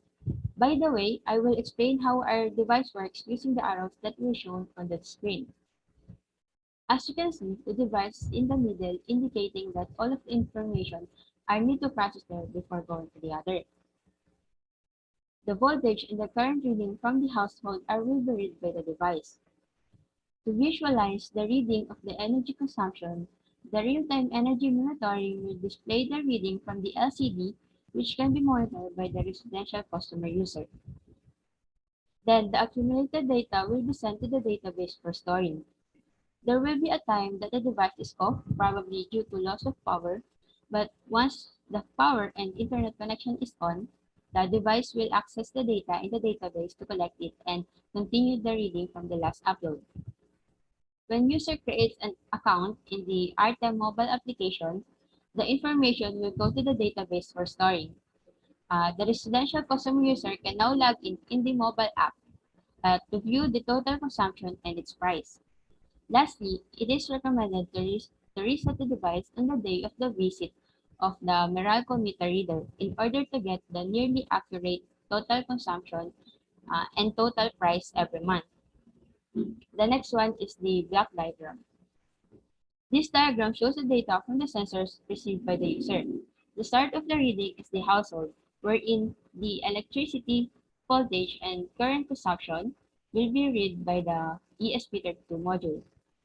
The accumulated data will be sent to the online database for storing, and present reading will be displayed in the LCD. This is the point wherein the user can now monitor the energy consumption via LCD of the device and by logging in to their account in the mobile application. And that will be the diagram for this study. The next presenter is Mr. Raymond Asbatal, which will report the result and discussion of our study. Thank you, Miss Monica and Yap. So I am here to report to you the results and discussion, the tabular results of our study. Once again, the title of our study is Real-Time Energy Meter and Electricity Bill Calculator based on Meralco rates with mobile application. So next slide. Thank you. So in the table 3, as shown, the table 3 shows the respondents' level of acceptance in terms of functionality. So what is functionality? Functionality describes the quality of being suited to serve a purpose well. So wherein the overall mean in the table 3 is 4.4 or moderately acceptable. Table 4. The table 4 shows the respondents' level of acceptance in terms of usability. So what is usability? Usability describes the degree to which something is able or fit to use, wherein overall mean in table 4 is 4.43 or moderately acceptable. Table 5 shows the respondents' level of acceptance in terms of reliability. What is reliability? Reliability describes the quality of being trustworthy or of performing consistently well, wherein overall mean in table 5 is 4.43, also moderately acceptable. In the table 6 shows the respondents' level of acceptance in terms of performance. What is performance? Describes the action or process or of carrying out or accomplishing an action, task, or function, wherein overall mean in table 6 is 4.43, also moderately acceptable. Table 11, in the current slide, in this table, the supporters had found that certain types of components have unique function. The leading components are the voltage sensor and the 20 by 4 I2C LCD screen with the same rating of 4.7 and has an interpretation of excellent. Table 12. In the current slide, the table 12 as shown, there is one appropriate material which top according to the respondents, which using wood is best for the device with a rating of 4.6 or excellent. Summary. Next slide, please. Thank you. Thesis project intention. The thesis project intended to provide real-time energy monitoring for the residential household consumer. Take note, residential household consumer energy consumption, which also indicate in the scope and limitation of the study. The prototype, second bullet, the prototype has its own mobile application that provides specific information, including the price of energy consumption. Next. Hardware. It is consists of ESP32, the brain of the prototype, the current sensor, which is in the second picture, and the voltage sensor, which is in the first picture. The said components will be discussed more further to the video presentation of the prototype. So research design. Experimental research design is the primary use method of the study, since the effect of the gross energy bill of the month and the established value of the item are compared and obtained. Research performed survey forms with video presentation to 50 residential customers to assess the functionality, usability, reliability, and performance of the prototype. In consideration of the pandemic, the researchers did not conduct interviews to meet the safety protocols covered by the IATF. So next slide. The findings. Next slide, please. Findings by the respondents' response on what are the problems encountered in monitoring the energy meter provided by the Meralco. The respondents' answers are, in the first bullet, no visual representation. No visual representation of voltage reading and current reading of the household. And in the second bullet, no total energy consumption. No total energy consumption reading for the current month at an instant basis. By this, the respondents' response for appropriate features of the device can be developed to address the problems encountered. That is stated in the number 2 for the appropriate features. The first bullet, LCD screen. What's LCD screen? A system that can display values like on LCD screen, values of latest voltage and current reading of the household. In addition, in the second bullet, the mobile application, a system that will show the overall usage of a household using a mobile application and its total cost. Next slide. For the conclusion, next slide. The following are generalizations made based on the findings. In the first bullet, problems encountered. Problems encountered by the respondents, no visual representation of latest voltage and current reading of the household. Moreover, the total energy consumption in the household is not presented in energy meter of the Meralco during the month, which makes the consumers get shocked when they receive their Meralco bill. Second, the features. The features of the device are real-time update of the voltage and current reading, which will be easily monitored in the LCD screen attached to the prototype. Second, the mobile application is provided to the user in order to monitor the total price in the energy of the energy consumed. And for the last bullet, the respondents' ratings. The respondents' rating on the real-time energy meter and electricity bill calculator based on Meralco rates with mobile application are all moderately acceptable. So in the next, we will see the video presentation of our study. Thank you. Thank you for listening. Now, here is our video demonstration for our research project, wherein we will show you how our prototype works. In the first part, we will show you the parts of the device. Second, the reading comparison of using multimeter and the RTEM device. Lastly is the reading comparison of the device versus the Meralco energy meter.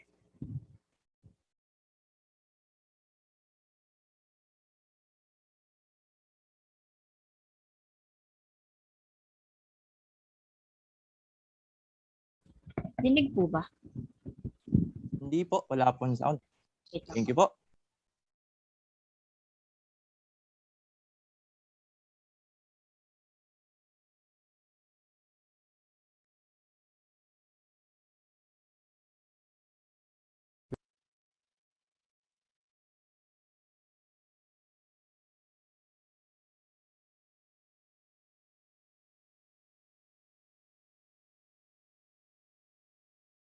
The current sensor with a specification of 100 amperes to 50 milliamperes. So, kinakalamp lang siya sa wire. Okay na po, pero po yung video. Next. Yung ating tatlong buttons na to. Pinipress siya simultaneously para ma-reset yung value ng energy.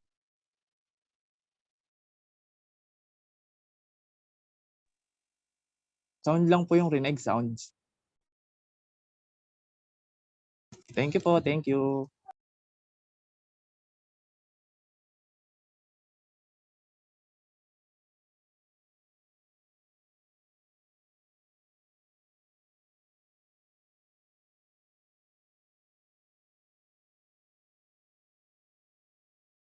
The current sensor with a specification of 100 amperes to 50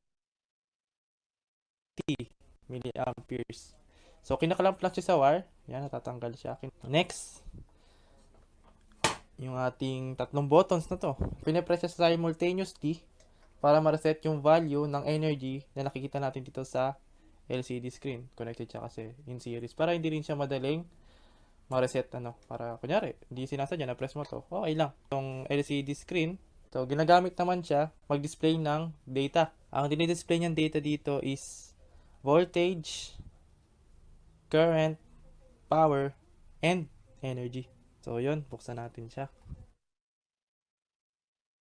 Ito yung ating ESP32. Siya yung utak ng ating prototype, no. Ito yung voltage sensor natin. Ito sa taas, ito yung papunta sa outlet natin sa bahay. The data cable. So, siya yung nagpa-power ng ating brain, which is the ESP32. Natin yung ating AC clock meter sa voltage, tapos kita nyo naman naka-AC. Okay. Careful lang kasi ito yung line side galing sa Meralco, no? Sa isang wire ng line side natin kilamp yung current sensor. Ang testing natin. Be careful lang kasi ito 22. Yung ating voltmeter reads 231. So yun, na-measure niya 233. So instantaneous yan, nagbabago-bago yan, no? Through time. 233, umaangat din, bumababa. So yun. Yan yung voltage na na-measure natin. So instantaneous nga siya. Naka-average naman yan, kaya nasa codes naman din. Kaya okay lang naman yan na mataas, mababa, naka-average naman. Para mas malapit yung energy na makuha natin. So, correct naman tayo. Volts, AC siya, di ba? Sa 60 amperes, no? Yan. 0.58 amperes, no? 0.57 amperes. So, bali, 570 milliamperes. So, sa ating prototype, yan, nagpo 0.59, malapit, maganda yan. Basta malapit or eksakto, maganda syempre, mas magiging accurate yung ating power and energy. So, yun, ganoon lang mag-test. So, good day to everyone. Nandito tayo ngayon sa ating energy meter, sa aming energy meter sa labas ng bahay. So, ang ating date ngayon is June 26, no, 2021. Ang ating time is 10:24, no? 10:24. So, titingnan natin kung yung nare-read na energy nare-read na energy ng ating prototype sa loob is tutugma ba dito sa ating energy meter. So kailangan nating alamin kung ano yung initial value niya para sa testing. Ano? So tingnan natin. Yan, our meter reads 33520. So kaya yan malabo kasi 13 years na tong energy meter na Meralco na to. Compare mo dito, ayan, bagong kabit. So yun, example nito, kunyari doon sa ating prototype, nag 1 kWh na. Dapat dito sa atin, nag 33521 na. Okay, kakatingin lang natin doon sa ating energy meter sa labas. So it's time to reset na. I-reset natin siya kasi alam na natin na 33520 yun, di ba? Kailangan natin i-reset to kasi naka 290. Papakita ko rin sa inyo kung paano mag-reset. Naka 290 itong kilowatt-hour natin. Kailangan gawin natin itong 0 para malaman natin na accurate yung, para magsabay sila, kumbaga, ang ating energy meter at itong prototype. So, reset natin. Press natin ito simultaneously. 1, 2, 3. Yan. The energy is ready to reset, no? Ting in 3, 2, 1. Yan. Reset successfully. Sana 0 yan. Siyempre, yun. 0 kWh. So, yun. Diyan na mag-i-start yung measuring niya ng energy. Nandito tayo ulit ngayon sa Meralco meter namin. Ang date ngayon is June 30. And then time is 8:23. No? So after almost 4 days, bumalik tayo dito sa Meralco bill natin Meralco energy meter natin para tingnan natin kung ano na yung reading niya, no. Nagsimula tayo dati is 33520. Ngayon 33577 na siya, no. So halos 57 kilowatt-hour na yung difference niya, no. So tingnan natin dun sa prototype natin ngayon kung ano na yung reading niya. Tingnan naman natin ngayon yung sa prototype, no. So time check tayo. 8:26, no. Ito sa labas yung ating proto reads. Focus. Yan.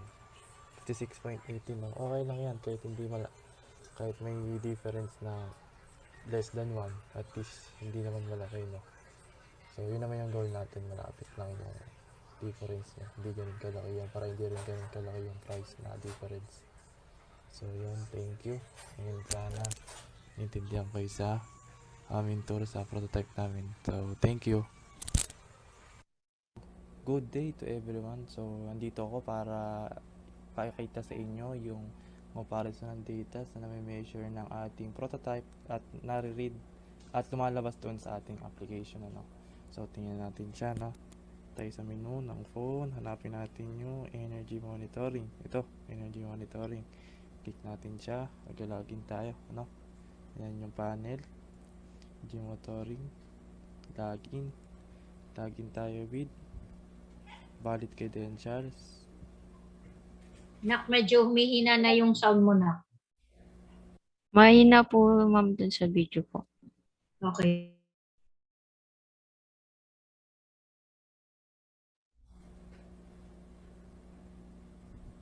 Yun, as you can see, kung yung natatandaan natin, yung nasa prototype is 56. So 56 din yung nandito sa ating mobile application. So ayun, maraming salamat. Sana nagustuhan niyo yung tour natin sa ating prototype. Salamat.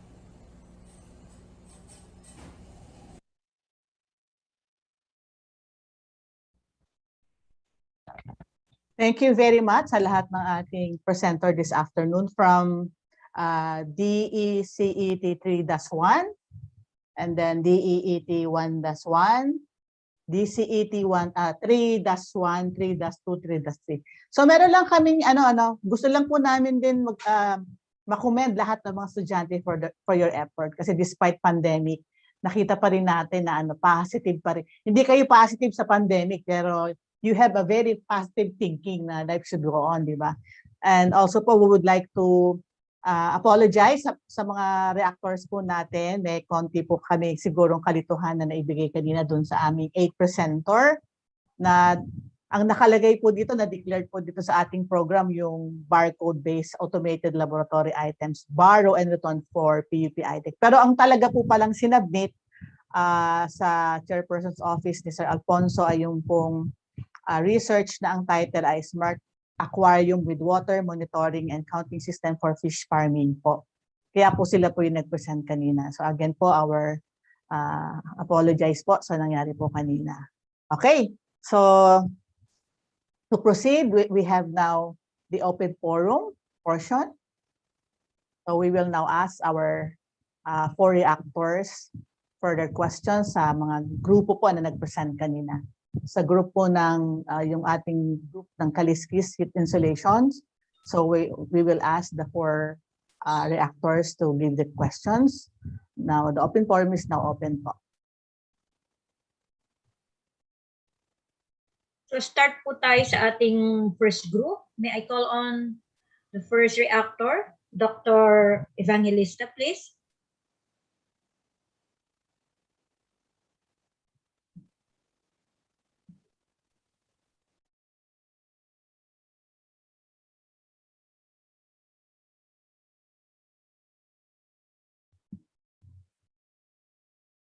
Sir Ryan. Okay, so siguro baka ano po si sir. So before anything else, kunin ko lang po ulit tong opportunity na to again to say thank you to our sponsor from Quistronics Corporation. Maraming salamat po sa pag-sponsor po ng ating Research Symposium 2021. Ganon din po sa ating mga reactors. Maraming salamat po. Sa ating pong mga faculty members, administrative staff, and of course, ang ating pong mga designees po. Start po tayo sa ating pong chairperson po ng Computer Management Technology. So, magandang hapon po, Ma'am De La Isla. And then, sa ating pong chairperson naman po ng Engineering Technology, chairperson Freshan Ruiz.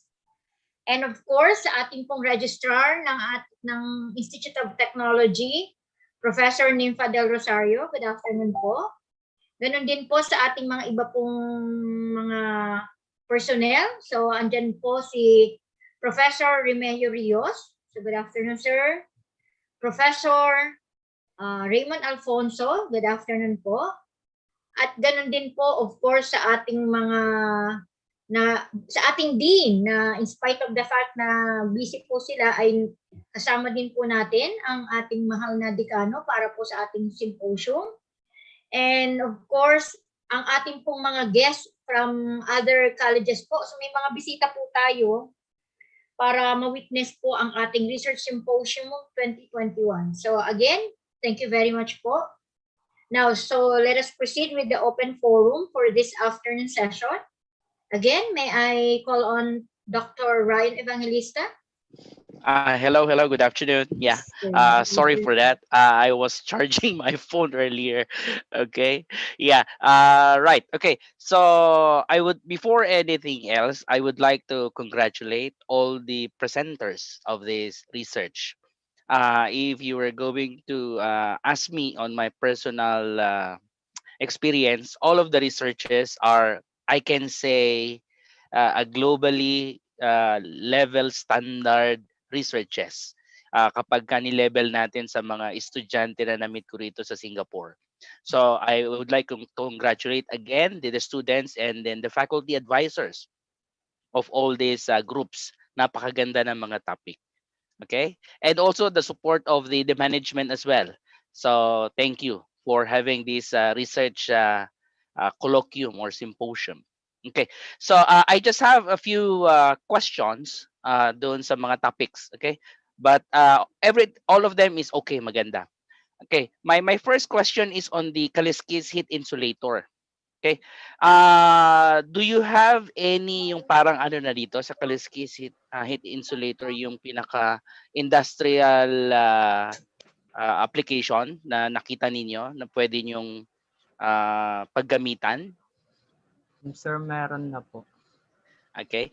Can you share it to me further? Yung ano po, yung balak po kasi namin, ilagay po sa mga kisame po for residential po siya. Mm. Sa mga kisame po ng residential. So parang ano to dun sa mga ma-prevent yung heat itself or ma-prevent yung sunog? Yung heat po, at the same time, kung kaya rin po, ipe-prevent rin po yung sunog po. Kasi 'di ba may mga building installations na yung mga wiring, 'di ba? Sometimes na ano ng daga, right? So hindi natin makita. But for example, the first layer insulation is using your product or your project, kaliskis, then that would be a good project, 'di ba? So siguro no, yung mga plywoods na parang if the kaliskis can be liquefied and then gagamitin siya as a paint, 'di ba? But the properties of the kaliskis will still be there. So maganda siyang insulator lalo na dun sa mga sinasabi ko nga sa mga kisame, 'di ba? Yung mga ganyan. So it will prevent yung sunog and similar cases. Okay? So maganda 'yan, right? So I hope the kaliskis project will be pushed through dun sa next level. Maganda ito. Okay? Thank you for that. By the way, can I jump in po ba sa mga per group or per ano lang? Per ano po muna sir, per group po. So ano po na tayo. Tapusin po muna natin yung group 1, then we proceed with group 2 and the rest of the group po. Alright, alright. Tama po ba ang aking jumping? Si Kaliskis muna? Or, Yes, sir. Okay, Tama po, sige. tama po. Ayan, Thank si you, thank you Kaliskis. po, Engineer. Okay, so I think that's all my concern dun sa Kaliskis. Actually, they're a good project. If we could do a further study on this to make it more productized, mas maganda. Okay? So yun lang po sa akin. Thank you. Okay po. Thank you very much, Sir Evangelista. So ngayon naman po, kunin naman po natin sa ating pong second reactor. May I call on Sir JC Cosmilio. Sir JC? Hello po. Good afternoon, everyone. So, for my question on the Kaliskis heat insulator. So, I found lang that is parang I'm looking for innovation and I'm looking for something new to this time, to this new parang new normal. So yeah, this is good as a research, but for all other on the innovation side, so I'm looking more of the innovation. That's why the question is, where will be the innovation on this research is being inserted, and also what's the relevant of using the kaliskis? Are we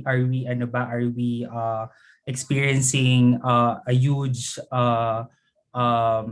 parang a huge kaliskis para i-transform it into insulator. So but yeah, this is a good research. Yeah. So siguro dun lang magpi-play around yung question ko. So other question, what particularly kaliskis is being used to this? Is there any kaliskis or particular kaliskis na gagamitin on this project?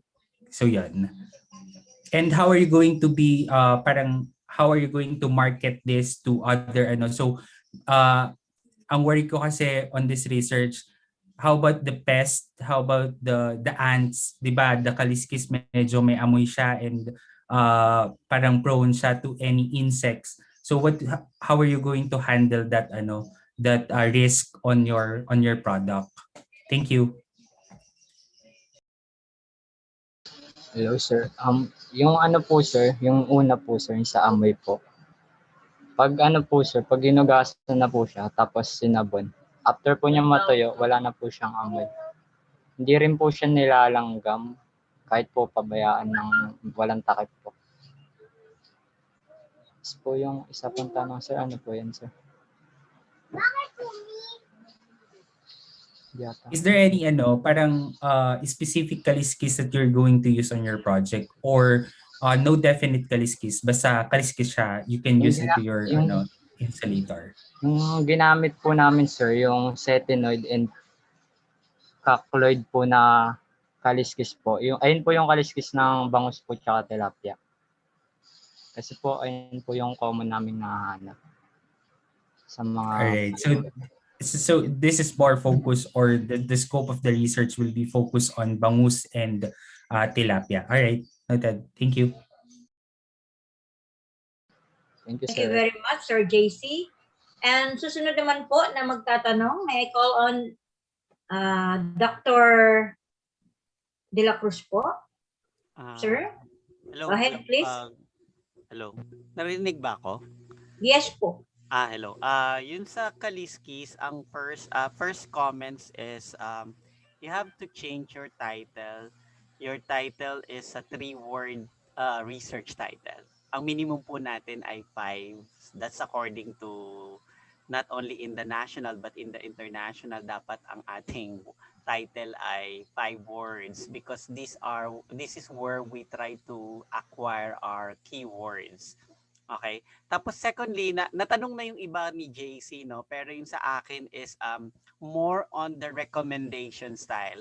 I think based dun sa papers, dapat ma-revise nila ito or madagdagan ng alternative ways to produce the product for commercialization. For example, na naiisip ko dito is i-powderize nila yung yung kaliskis tapos i-mixture with some chemical para maging insulator talaga dun sa bubong. So dun kasi natin nilalagay yun yung area na yon sa may bubong sa insulator to lessen. Tapos add study about the kapis situation in the Philippines because it's a market value. So we have gumagawa tayo ng pailaw, ng bintana, bubong sa kapis work art. So ang kaliskis kasi if we try to powderize or we try to mix it with some chemical, pwede natin itong ma-flatten so it could produce a better product that is commercialized in the needs, no?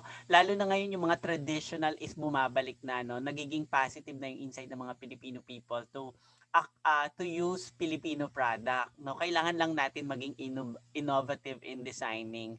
Although I understand na may limitation ng pag-research ng mga bata ngayon because of the pandemic, pero if you could research on that matter, it would improve your project well. Kasi nakapokus ka lang dun sa kaliskis heat insulations, pero pwede namang hindi mabanggit yon, pero pwede mong ibanggitin dun sa scope mo or dun sa intention of the recommendations na pwede itong magkaroon ng alternative product, hindi lang yung insulator. Like yun sa pwede kang gumawa ng bubong, ng parol, ng mga pailaw, na caging, no, na merong imbis na kapis look, magkakaroon ka ng sariling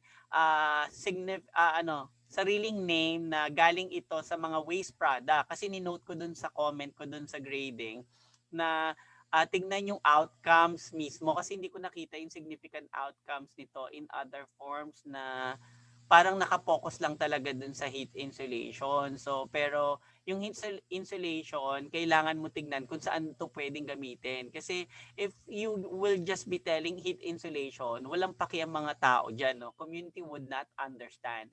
Pero kung ito i-adapt mo in an explanation na mas madali nilang maintindihan in terms of community language, mas madali nilang ma-appreciate yung project. Pero the project is good, kaya lang feeling ko kailangan pa ng high intention for commercialization ng product. Like for example, paano nga ito gagamitin? Yun po yung isa sa mga maganda. So for more on suggestion po yung nakita ko dun sa kaliskis, especially the title is only 3 words.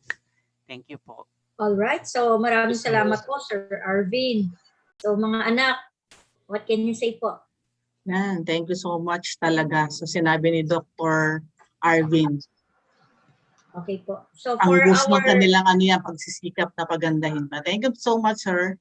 Yes po. So for our next reactor po, may I call on Engineer Bien? Okay, good afternoon. Good afternoon, sir. Okay, by the way, for group 1, do you have a comparative study regarding the thermal conductivity of this kaliskis heat insulator material with respect to other materials in the market? Meron po sir yung sa flammability test po sir. No. About the thermal conductivity. Di ba ang thermal conductivity yung measurement ng heat transferability ng material. Opo, So sir. what is the thermal conductivity of this Kaliskis material? Hindi pa po namin nagagawa, sir, kasi po ano po. Wala po So I kami said, test. so I suggest that you make a comparative analysis of the thermal conductivity of this material with respect to other materials in the market para alam nyo kung gaano ka-effective tong materials nyo. Kasi kung hindi nyo alam yung thermal conductivity, mahihirapan kayong i-market ito. You make a comparative analysis. Ilagay nyo, for example, itong plywood, ano ba thermal conductivity nito with respect to the Kaliskis? Para at least meron kayong comparison na mas maganda yung project nyo. Okay, so paki-add na lang yun sa ano nyo, sa study. Thank you po, sir. Noted. Alright, so meron pa po bang ano?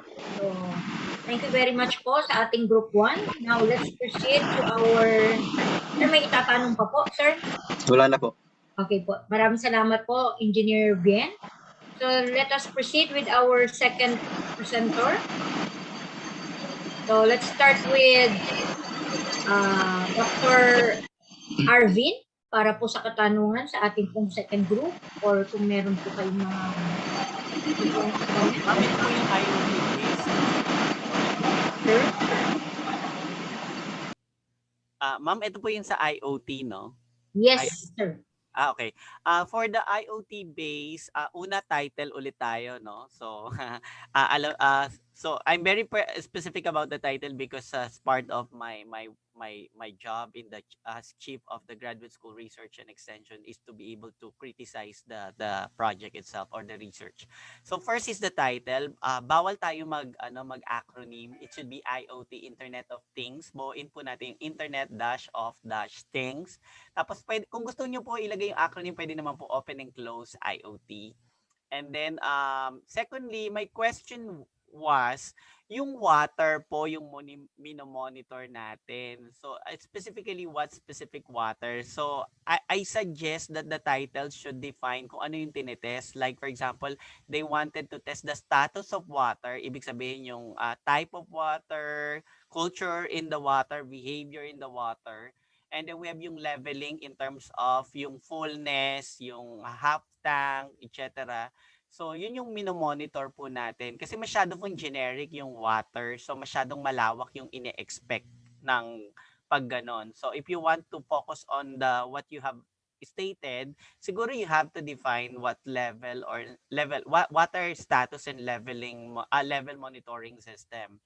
Tapos make sure that your comparison is very significant kasi yung nakita ko, although I know, I understand the problem, no, naka-prototyping kayo, pero yung prototype kasi na display, you're just integrating all the projects in a certain functionality. Hindi talaga nito napakita yung processors ng controllers ng IoT. Ibig sabihin naka-package siya doon. So hindi ko din matandaan kung Raspberry ba or Arduino yung ginamit. Piling ko Raspberry to kasi may IoT no. Pero isa-isa kasing pinakita yung project, wala yung tinatawag kabuuan ng prototype. So, pero I would understand, no, because of the pandemic situation, ganun din naman sa college, no, some of the student were presenting naka breadboard, pero we insisted na after the pandemic, kailangan nilang i-define yung project casing. Kasi ang ginawa nga namin, we requested the student to produce it in a recycle form. So kung ano lang yung available, karton lang ba or kahoy yan sa bahay, I think yung isang sa Meralco, ganun yung ginawa nila, no? So that's very good enough. So ako yun lang yung nakita kong problem dun sa project is hindi mo din define. Tapos you do research more kasi marami ng existing na water monitoring system or water management system like yung mga nasa river, nasa lake area o kaya nasa drainage area. Nagkaroon na rin sila ng ganyang project with a mobile application with notification. So please try to incorporate doon kasi medyo yung ingenuity hindi na ganun kabago dito sa project nyo. So what you could do is to really represent your project well in a different manner or tell something kung saan siya appropriate na gamitin para ma-define nyo yung ingenuity nyo in different form. So, yun lang po sa akin. Wala pong question, more Thank on you the po. suggestion po. Thank you very much po. This is Jope Solosa, the assisting facilitator. Okay po. So, thank you, sir, for your very nice suggestion for the second group presenter, okay, the IoT-based water monitoring system. Okay. For the next reactor po, can we request Dr. Engineer Jesus Bien, sir? Ma'am, by the way, yung comment ko parehas ma'am kay Dr. De La Cruz eh. So, ganun din ma'am. Okay. Thank you. Thank you very much po. How Okay. about Sir John Carlo Misilio? Pusmil. Sir, do you have anything? Hello? You can Yep. I have two questions and siguro more of recommendation. So, yun nga, as I heard this morning to the dean of the Institute of Technology. So I heard two words I heard from him is providing the solutions. So then I realized that from graduates to employment, so and also the data analysis. So maybe that's the right thing that's I'm looking at on this research.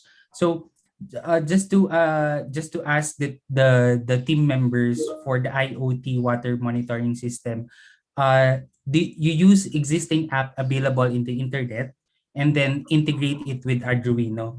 So the question is, what if the integration, there will be problem on the integration between the application and the Arduino? So how are you going to troubleshoot, or is there any APIs that they use from the application going through the Arduino? Do you know more about those APIs that they use, that they expose and they consume? And then also, please elaborate more if there are any programming or software development done, and what programming languages that you use on integration from the internet or from the application going to your Arduino app. So that's a question. Thank you. Okay, taken po. For the students of the CET 3-2, please take note of the very, very good suggestion that is for the diversity of your application or implementation of your project. So thank you very much po, sir. And we can now proceed for the next group presenter, that is may we call on the attention now of the next group or the open forum, the DCET 3-2 students, which the title is the SMS-based location trackers device with kidnapping, health problem, and loss of track emergencies for students. Okay, and to our reactors. Siguro po unahin natin ulit si Sir John Carlos Milio.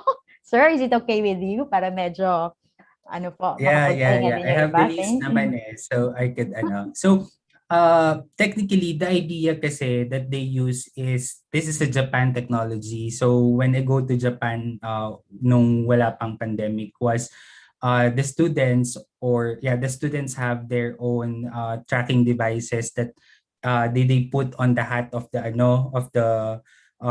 students, and then the students kasi so technically parang siyang the same. So the use of that tracking device that they put on their hat is the parents monitor, kasi doon sa Japan hindi sila nagwo-worry kung yung anak nila is they're going to school mag-isa, wala ding normally walang service doon sa Japan.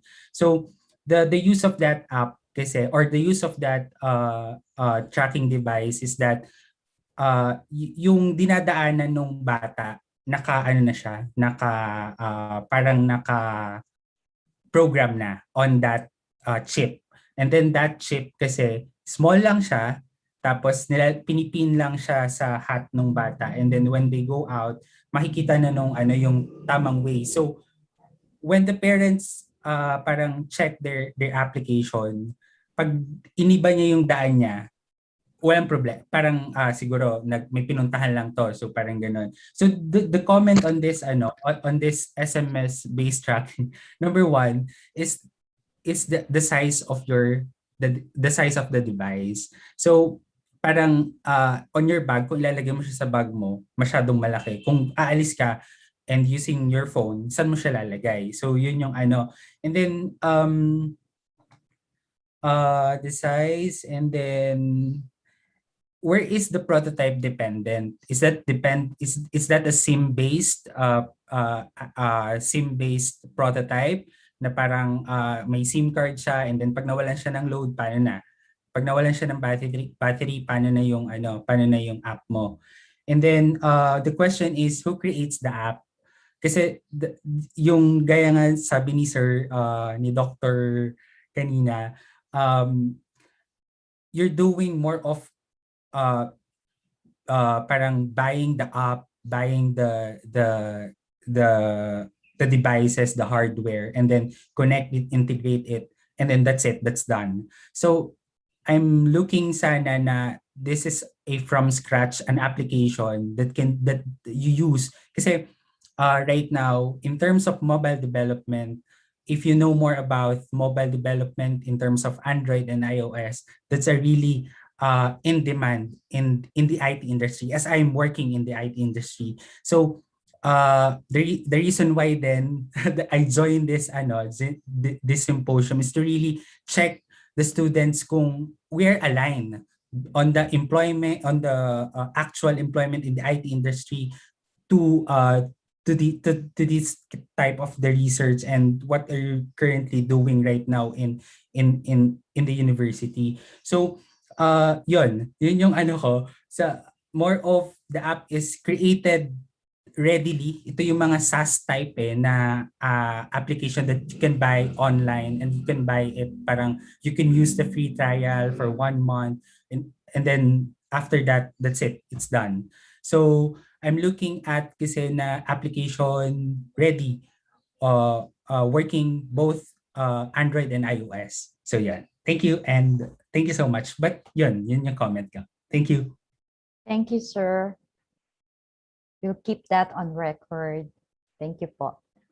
Okay, can we call on now for our next packet po tayo, Engineer Jesus Bien, sir. We are now into the third group. So Ito this po is yung SMS based. SMS. Opo. By the way, what is the percent of accuracy of this device if we are going to market this, as compared to the other GPS tracker?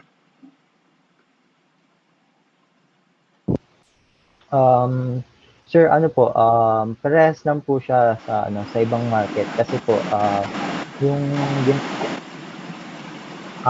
yung ginagamit po nila na satellite is same po dun sa sa GPS module namin na gamit po namin dito po sa prototype po.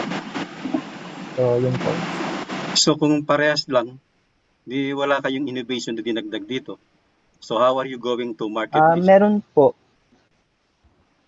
Kasi po yung sa yung features po na dinagdag po namin is yung 3 buttons po for emergency purposes po, na may pang for kidnapping cases, health problems, and yung loss of track. Yung sa market po kasi is lang po for monitoring purposes lang po. Then meron po ako nakita na yung may button po siya na in case na kailangan parang need mo ng help, isang button lang po. Pero paano po kasi kung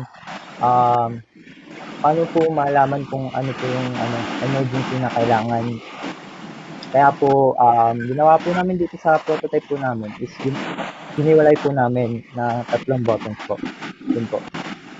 So if this project is feasible, do you have a ballpark figure on how much is this project if you are going to market it? Ano po, sa ngayon po, yung ginamit po namin na components po dito is mura lang po. Nag-cost po kami ng mga 1,500 po. And yung mga components po kasi nun, kaya po malaki po yung prototype po namin is kasi po yung gamit po namin po components, yung Arduino Pro Mini, yung GSM module, and yung GPS module. Then yung button din po. Kaya po ganun po kalaki yung ano po namin, naging Okay. prototype. And yes po. Okay, so thank you. That's all. Salamat po. Thank you very much, Engineer Bien.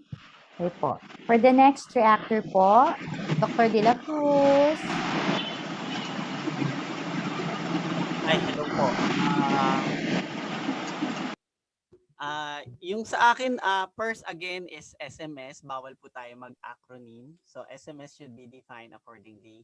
Kaya lang may problem ako dun sa SMS nyo eh. Kasi is your SMS the major factors of your device or the location?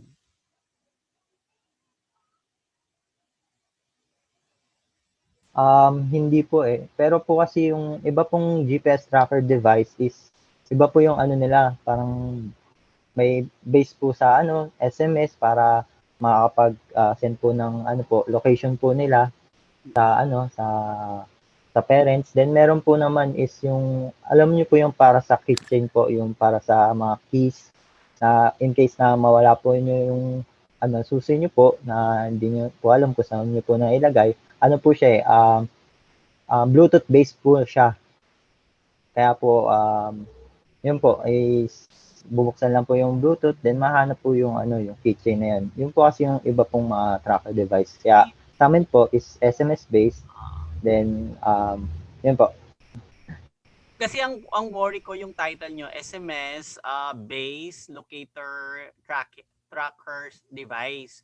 So nagmumukha siyang nakafocus dun sa SMS base. So kasi kung notification lang siya, dapat notifications lang with notification or partly a notification. Pero ang main title mo is the locator tracker device. Okay? Hindi yung SMS base. Kasi parang with SMS lang yung project mo eh. So, ang focus mo, yung locator tracker for the emergency purposes. Kasi it's similar to our project in college is AGA project. My personal project is Active Geographical Assistant Protocol. Kaya lang sa amin, sinama namin yung CCTV kasi it's reporting dun sa central ng City Hall yung mga incident, yung health, sunog, lahat, no? Pati yung mga emergency cases. Kaya lang meron lang Data Privacy Act na in-implement kami kasi nga syempre, for example, pinicturean mo yung taong nasagasaan, labas yung bituka, etc. So pag sa central makikita yon, pero pagdating dun sa sharing sa hospital and clinic nurse nearby for the emergency assistant, bawal ipakita yung picture. Ang sasabihin lang doon yung text na there was an emergency kasi it's part of the law that doctors, nurses, and any health-related personnel should voluntarily assist in the emergency case, no? So yun yung sa amin. Kasi yun sa'yo, for example sa health, 'di ba? Paano na-notify? Baka patay na yung tao. May radius din kasi tayo, 'di ba? So that's one thing I'm looking into. So baka pwedeng i-define mo lang siguro kung gaano ka-important yung SMS dun sa project para ma-define mo. Kasi baka kasi magmukhang dun sa scope mo, mas importante yung location tracker. So i-define mo lang yung sa inyo. Tapos ang dami mong sinasabi dun sa title mo na words, yung kidnapping, health protocol, health problems, loss of track emergency. These are specific na pwede mong ilagay sa scope mo. So siguro find the right word to compress it into one. For example, the incident, the word incident, the report, the word emergency would entails everything. Kasi dito very specific eh. So sa title natin, pag masyado namang specific, nagmumukhang hindi ko nababasahin yung content niyan kasi nasa title na lahat. Hindi rin maganda yun kasi yung curiosity ng reader to investigate what you are telling me, mas maganda pa rin mabasa ko dun sa scope mo. So yun yung sa aking suggestion and recommendation para sa improvement nung project nyo. Tsaka if you want this to pursue in the college level when you would be entering your college degree, kung if pursue mo pa, meron na ditong project. Siguro what you could do is to innovate it more. So may mobile application na kasi. So ang wala kami is yung watch tracker. Alam mo yun sa watch ngayon, 'di ba digitalized ng watch natin? Yung connected sa mobile app, yun na yung next stage. So we're waiting for new student who would be investigating the continuity of the project in AGAP. So baka if your group wanted to pursue BS Computer Engineering in college, you could enroll in PUP College of Computer Engineering Department and pursue that specific thesis or design project. Okay? Thank you. Thank you po, sir. Thank you very much, Dr. De La Cruz. Now, can we request now the reaction of Dr. Ryan Evangelista? Hello, yeah. Actually, I have the same suggestions gaya kay Doc Arvin. So, yeah, same din. So I have no more addition. Noted na lang po natin. Okay. For the third presenter, are you now satisfied with the questions and your answers to the challenges that our reactor has already presented to you and reacted actually? Okay na po? Yes po. Okay na po. Maraming salamat po. Nagkaroon lang po ng konting technicality, since yung second group was second Yes, ma'am. presenter po, it was transferred. Okay. So balikan naman po natin before tayo to move on to another group. Okay. Group. May apology po sa ating pong sa That is ating my pong big reactor. mistake. Yes po, I'll do the honor po, ma'am. So again, may we call on group 2. Yung presenter po ng group 2. So ready po kayo? May I ask our reactor, Dr. Ryan Evangelista, to ask for the presenter of group 2 po. If you have any questions dun po sa kanilang presentation. Okay. Yeah. Okay. Thank you. Copy po kayo, sir. Copy po. No worries, it is not an issue. Okay, so this one, same with the other, is yung application lang ng study. Hi, hello, can you hear me now? Hello? Sir. Yes, sir. Yes, Hello, yeah, I'm sorry. Yeah, all right, okay. So my only concern here is that the application of the study. So saan nyo siya gagamitin? And then what kind of water are we talking about?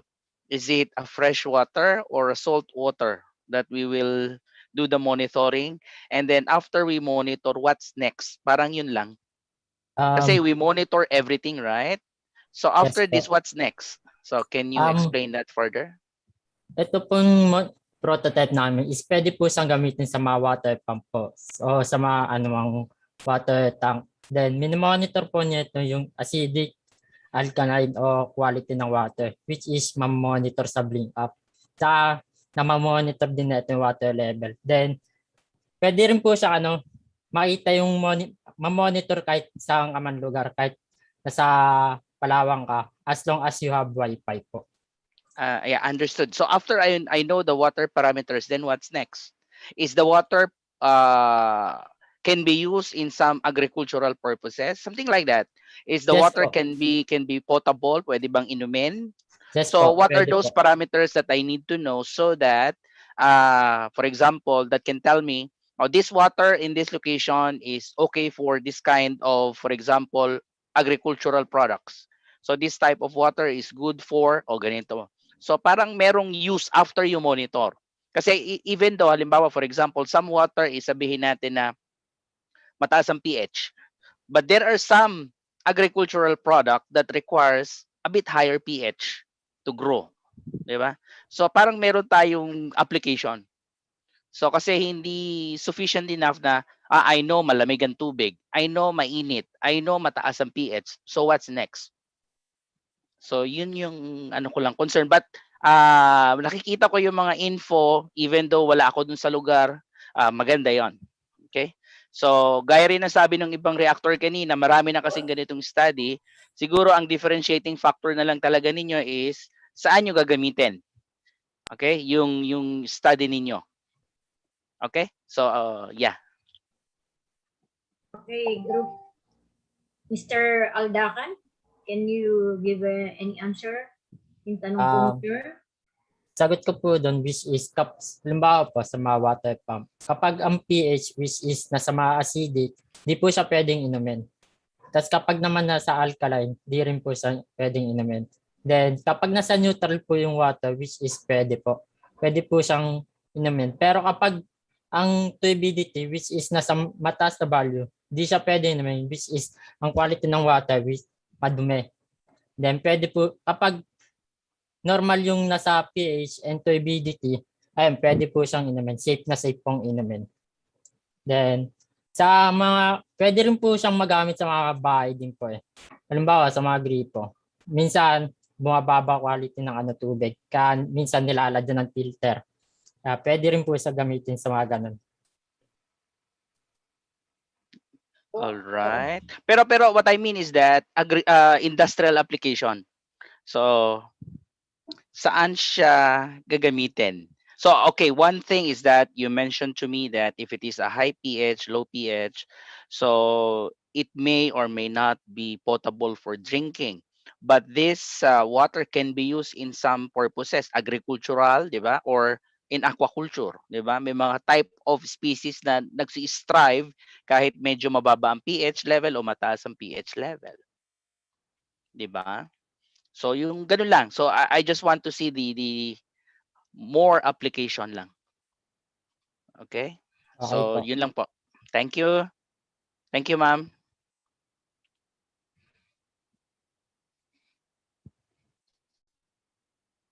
Thank you po, Sir Ryan. So, meron pa po bang hahabol po sa ating presenter ng Group 2 for some sort of any questions po aside from po dun sa mga recommendations na nabanggit po kanina? Meron pa po ba sa ating mga reactors? Ma'am, yung naibanggit po kanina ni Sir Ayun. Remedios, maganda Ayun po yung nasabi niya. Baka gusto po nilang mag-react from Group 2. Go ahead po, sir. Hi, good afternoon. So, I have one recommendation on this research. So, as discussed, this is commonly known na kasi in the Philippines, since there are lots of water refilling station, they're using this water test para maibenta nila yung water nila. So this is just another recommendation to the students. So there are lots of artificial intelligence that is available in the internet. So you just need to Google it and apply more artificial intelligence. So that's my major concern kasi. So we're already in the Internet of Things, and parang sinasabi kasi natin this is a future, but this is the future already.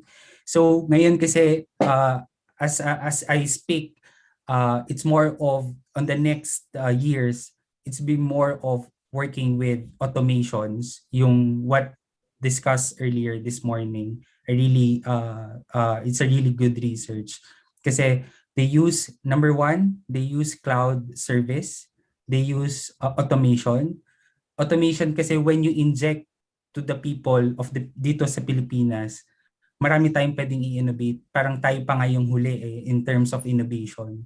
So when you inject artificial intelligence, data mining, and automation, that's a really key in the IT industry. So sana on the next symposium or on the next research, we can see already the artificial intelligence already.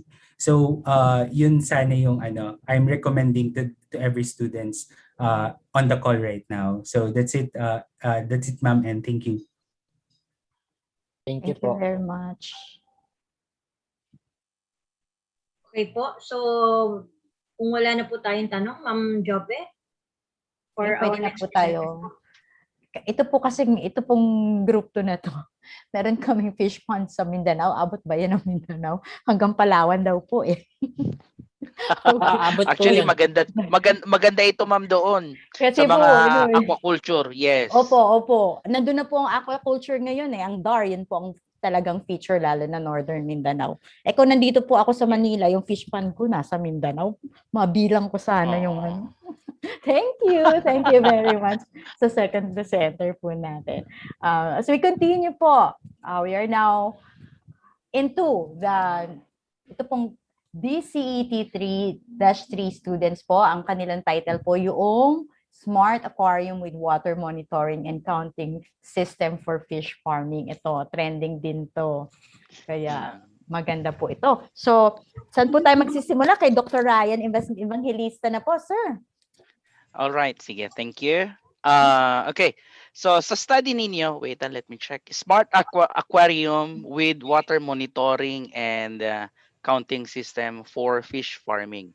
Okay, so my first question, is this for freshwater or saltwater aquaculture? Salt water, sir. Saltwater. Yes po. Okay. Then what kind of species ang meron na dito sa inyong aquarium? Sir,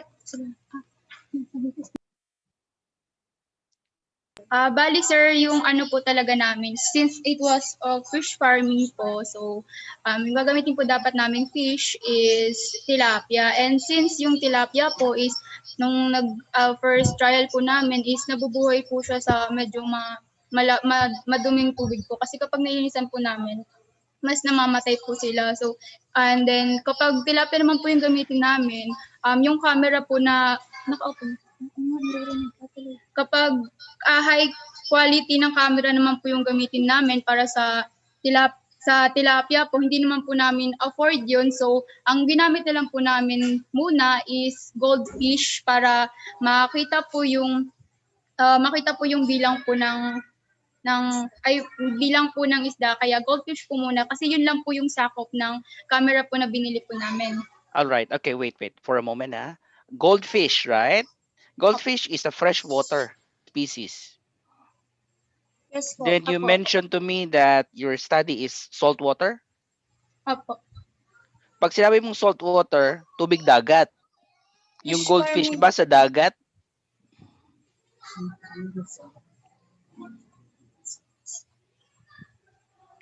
Sir, Okay. Sige, para di kayo balito ha. Pag sinabi nating freshwater, ito yung tabang, yung ilog, di ba? Ano yung nakikita natin sa ilog, di ba?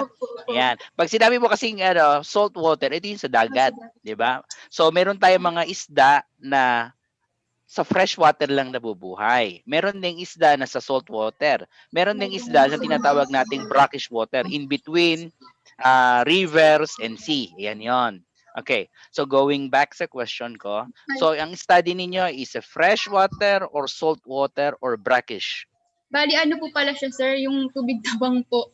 Kasi since tilapia po siya, di ba? So, sa pan siya. Since yung tilapia po is nabubuhay sa tubig tabang, freshwater, yun po. Freshwater po. Sir, bali yung ginamit lang po kasi namin na camera is hindi po kasi accurate sa tilapia. So, gumamit po kami ng ibang species ng ibang klase ng isda.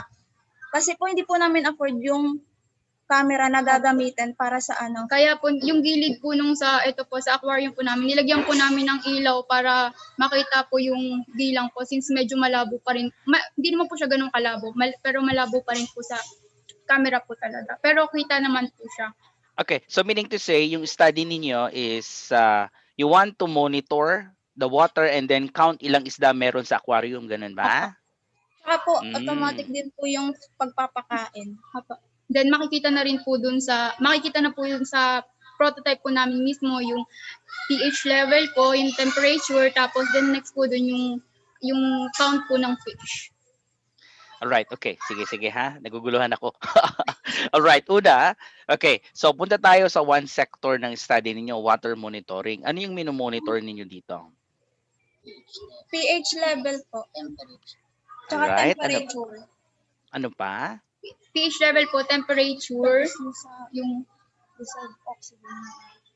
Sensor, dissolved oxygen sensor. Para saan? Tsaka yung ano po, yung automatic po na fish feeding. Minomonitor, water monitoring tayo. Wala tayo sa feeding pa, anak. Yes po, sir yung po. temperature po niya yung minomonitor.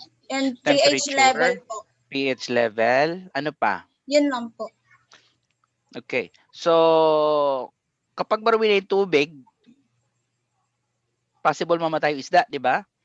So, are you not measuring yung tinatawag nating nitrate? Hindi po siya sakop sa amin. All right.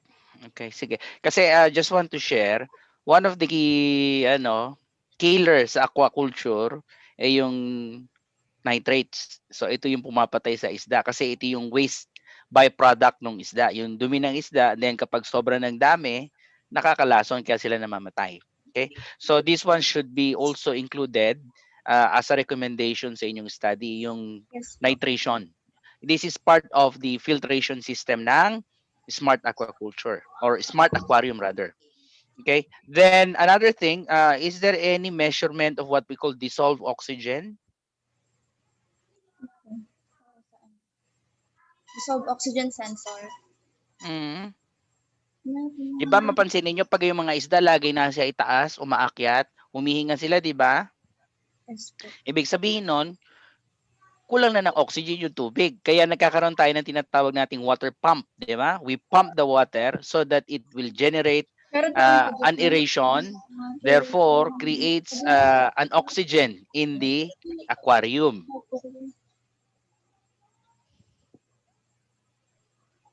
Meron? Meron po. Ay, Meron po kaming ano.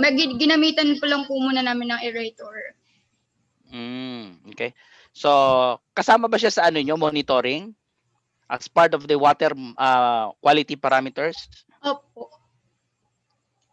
Okay. Kasi sabi nyo lang is pH, right? And then temperature. So that's why I keep asking nitration, dissolved oxygen, because these are the essential parameters para maging sustainable, mabuhay yung isda sa aquarium, considering you are using goldfish. Goldfish is very sensitive sa oxygen level. Okay? So, yun. And then, what algorithm did you use to count the fish? Paano nalalaman ng camera na isda yun, hindi siya feeds? Is there any algorithm you use for this to identify that it is a fish? Sir, gumamit po kami ng TensorFlow na application. So, what algorithm in TensorFlow did you use?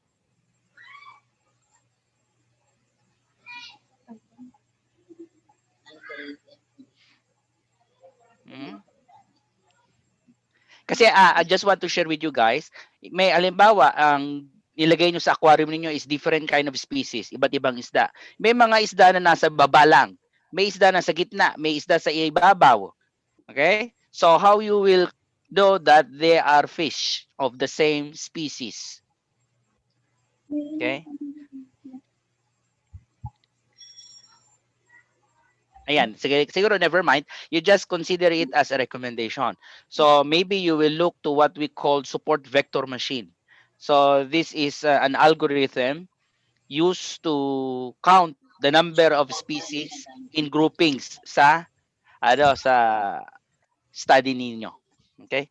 The reason I am asking a lot of questions is because one of my specialization is aquaculture. And then applications in the field of computing. So that's why I know the domain itself. Okay? Siguro just include those thing na na-mention ko as part of your recommendation. Kasi one of my research is applications of artificial intelligence in aquaculture using support vector machines. Okay? Salamat po. Okay, sige. Thank you.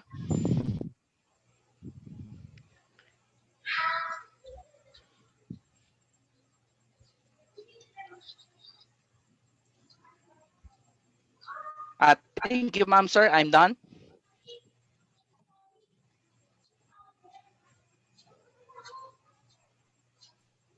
Thank you very much po. Nawala ako doon. So, natapos na po tayo kay Dr. Ryan Evangelista. Sir, thank you very much. pagpatuloy po natin. Dr. Arvin de la Cruz. Sir? Hello po, ma'am. Ito Thank yung you. dalawang magkasunod na nalito ako, kaya hindi ko alam kung gradean ko pa yung isa.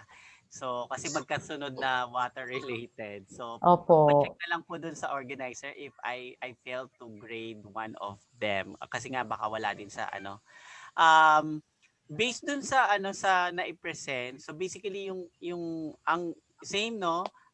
Pero lang for the information of sino pa to, si Ro kasi nakalagay sa kanyang. Ay, pasensya na po. Just to give you an information, tilapia lives well in heat area. So yung mainit, no? That's why ang tilapia versus bangus, sila po yung mas malaking production nung panahon ng Mount Pinatubo eruption. Sila po yung unang nabuhay ng malalaking tilapia sa heat area. Sa mud area kasi sila nakatira. So mas mainit yung mud area, mas maano. Kaya tingnan mo pag taglamig, bumababa sila sa mud area kasi kumukuha sila. Parang tayo nilalamig, gusto mo ng heat ng isang tao, tumatabi ka sa isang tao to lessen the coldness. So the same as them. So pag mainit, umaangat din yan to get oxygen and vice versa, yung init dun sa top ng water side. So you have to look on that one. Tapos, sa requirement ng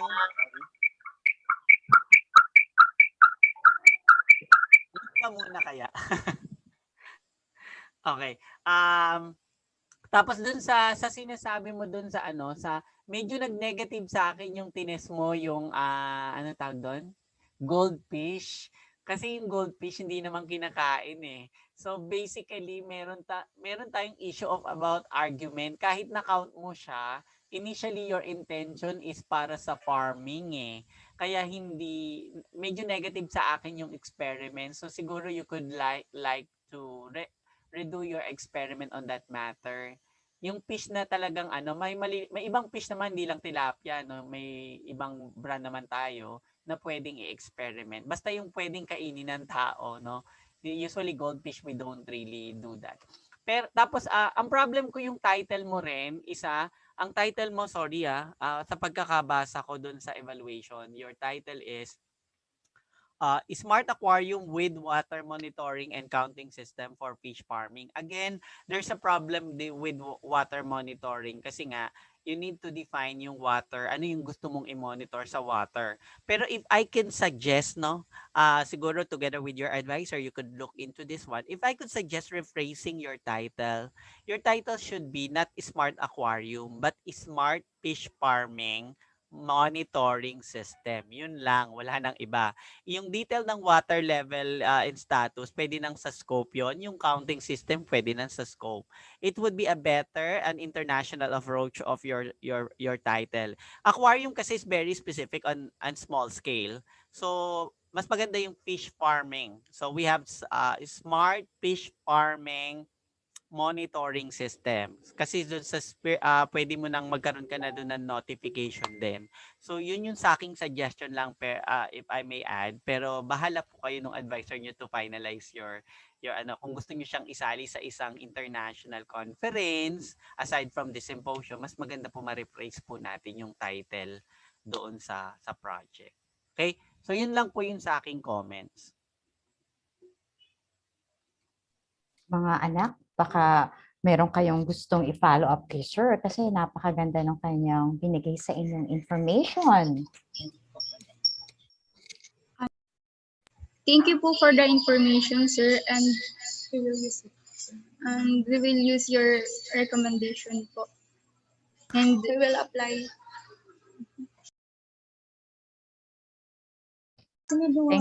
Thank you very much, sir, Dr. Ay, ma'am, i-add ko lang po, baka pwede nilang tignan. We have BFAR project. We have partnership with the College of Computer Engineering have BFAR project partnership. Baka pwede nilang tignan yung partnership na yon together with Dean Ramir. Kasi baka pwedeng itong project na to doon ma-apply. Tsaka yung isang kanina din. Doon kasi namin na-apply pag sa aquaponic, yung mga BFAR project. Kasi yung BFAR project, meron silang fish cage sa dagat or sa lake. Meron din silang yung nasa natural natin na ginagawa natin ng ng parang semento na suitable. So baka you could look into that matters. Sayang kasi yung project kung may implement, di ba? You have a part. Nagpatay ng TV kanina umaga eh. Yes, sir. Tsaka po yan ng ano ngayon. Yan po ngayon ng for social inclusion din po ng na ina-advocate ngayon yung mga agro-fishing. Ang laki ng budget din ng government na ilalagay dyan. Kaya very timely po yung mga... Actually, ma'am, sayang po yung budget ng government kasi none of them naman knows how to do research. They are more on public administration only. That's why nakikisalalay sila doon sa mga university. Kaya nga po, hindi lang na-implement kasi nagkaroon ng pandemic, pero the budget of the research of government agency would be transferred to CHED para lang po pag kuwanin ng mga university. For example, kung ang project is aquaculture, so ipropose kay CHED, si CHED naman, since fish to, related to agriculture and fishery, ibabato niya kay BIPAR. Pag agriculture in terms of manufacturing sa bigas or sa ibang farming, doon ibabato doon sa area ng DNR or whatsoever. So kasi nga po, hindi po sila nagre-research. Ang nagre-research po, CHED tsaka DOST. So yun yung problem po ng ating budget. Kasi bawat government agency po, meron po silang allotted research. But the problem is, nire-reallocate nila yon. So, para maiwasan na din yung corruption kung saan nila i-allocate, kunin na lang ng academe yun para do sa mga magagandang project tulad nito po. Yan. Thank you very much for that. Is very enlightening po sa mga bata.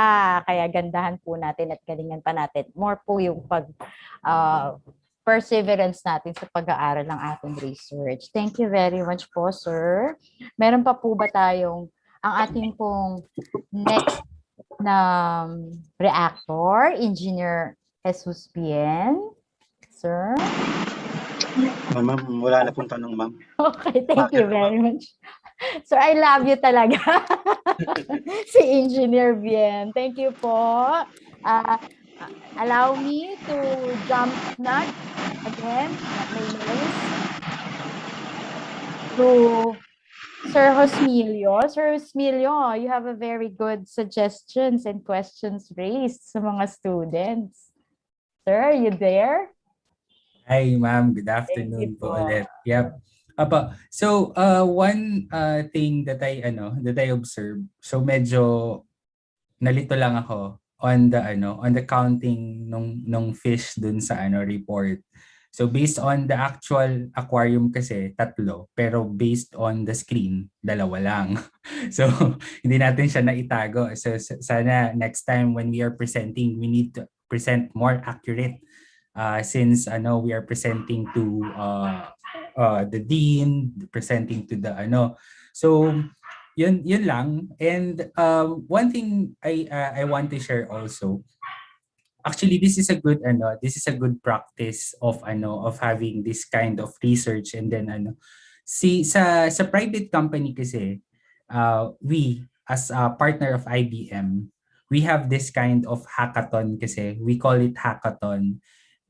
So ang ginagawa is there are engineers or there are innovative people from different company or from different partners of IBM, and then they are allowed to join on the so may mga research then ganun yung ginagawa, and then more of injecting more of innovative like yun nga mga artificial intelligence.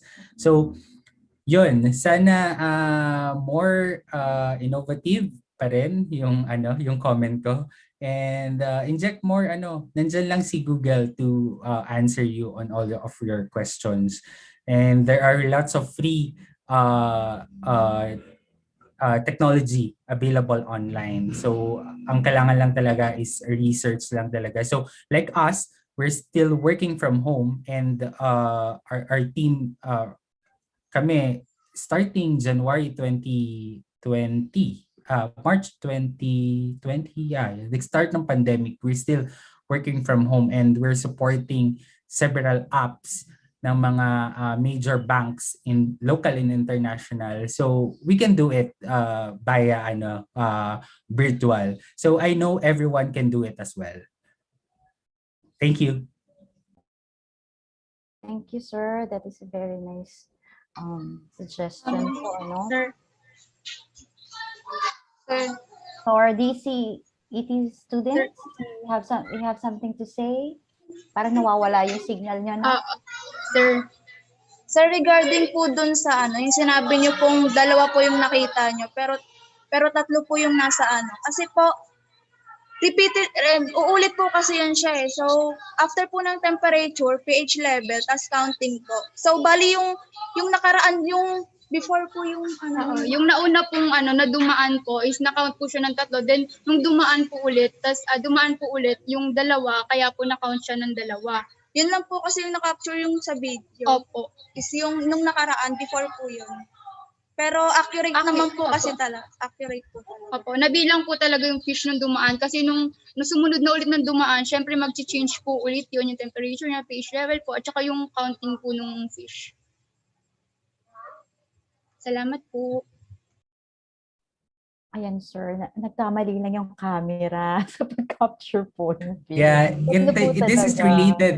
Yeah, this is related to Dr. Yung sinabi ni Sir ni Doc kanina kasi ito yung ito yung catch on that technology. Kasi meron kaming artificial intelligence na ginagawa. We're doing this is a little bit confidential but naman virtual naman tayo. So, meron kaming mga multiple COVID images, parang lung, yung capture ng lungs ng mga COVID positive. And then we have lungs naman na captured na healthy lungs. So that's why they ask si Sir kanina, they ask paano ba tina-capture ng specific application na yan or specific na yan, yung pag-count ng number. So ang ginagawa kasi ng artificial intelligence is that when it captures, titignan niya, i-check niya, alin dito yung kaparehas nito, alin dito yung hindi niya kaparehas. And then after that, hindi siya kaparehas, dito siya pupunta.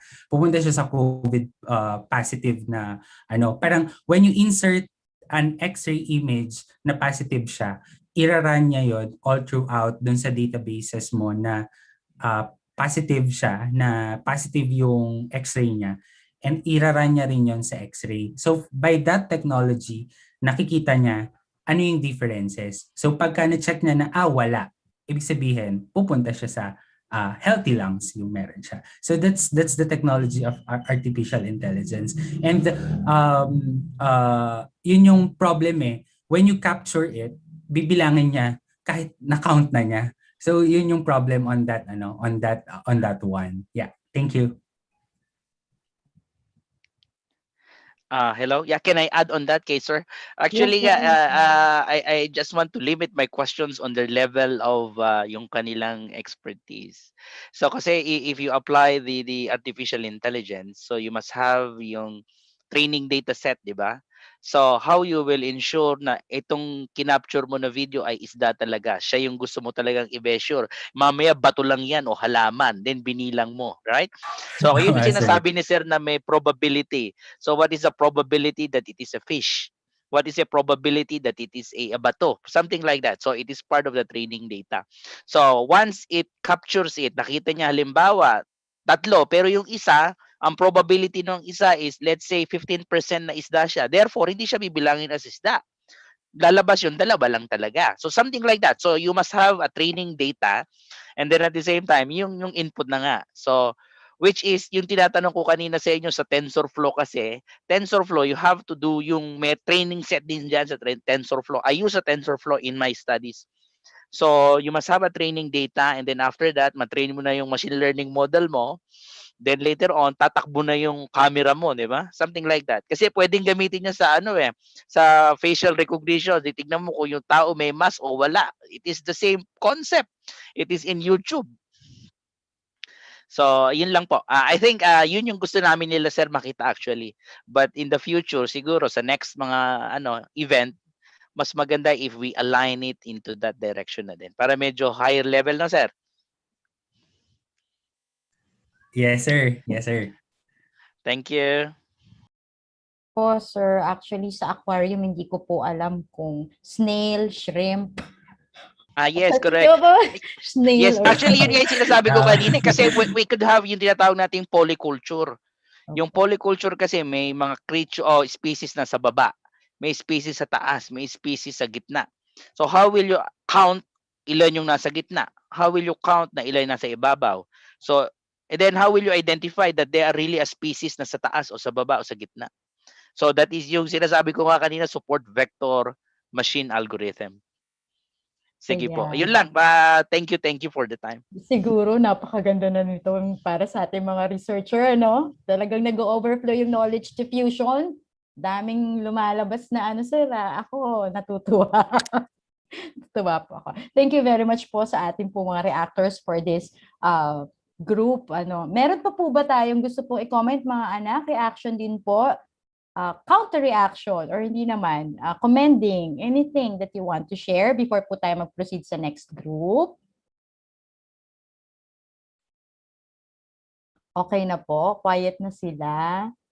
So, Thank you po for all the recommendation. We will apply it po. Salamat po. thank you sa DCET. Ayan, maraming nag-flow na information sa inyong Smart Aquarium. Okay. So, next po, pasok na tayo sa ating DECET 3-1 students. Ang kanila pong title for our reactors, ang kanila pong title is Real-Time Energy Meter and Electric Bill Calculator based on Meralco rates with mobile application. So medyo clear na po ito. So again, dahil very energetic pa po si Dr. Ryan Evangelista, sir. Kayo na rin po unahin.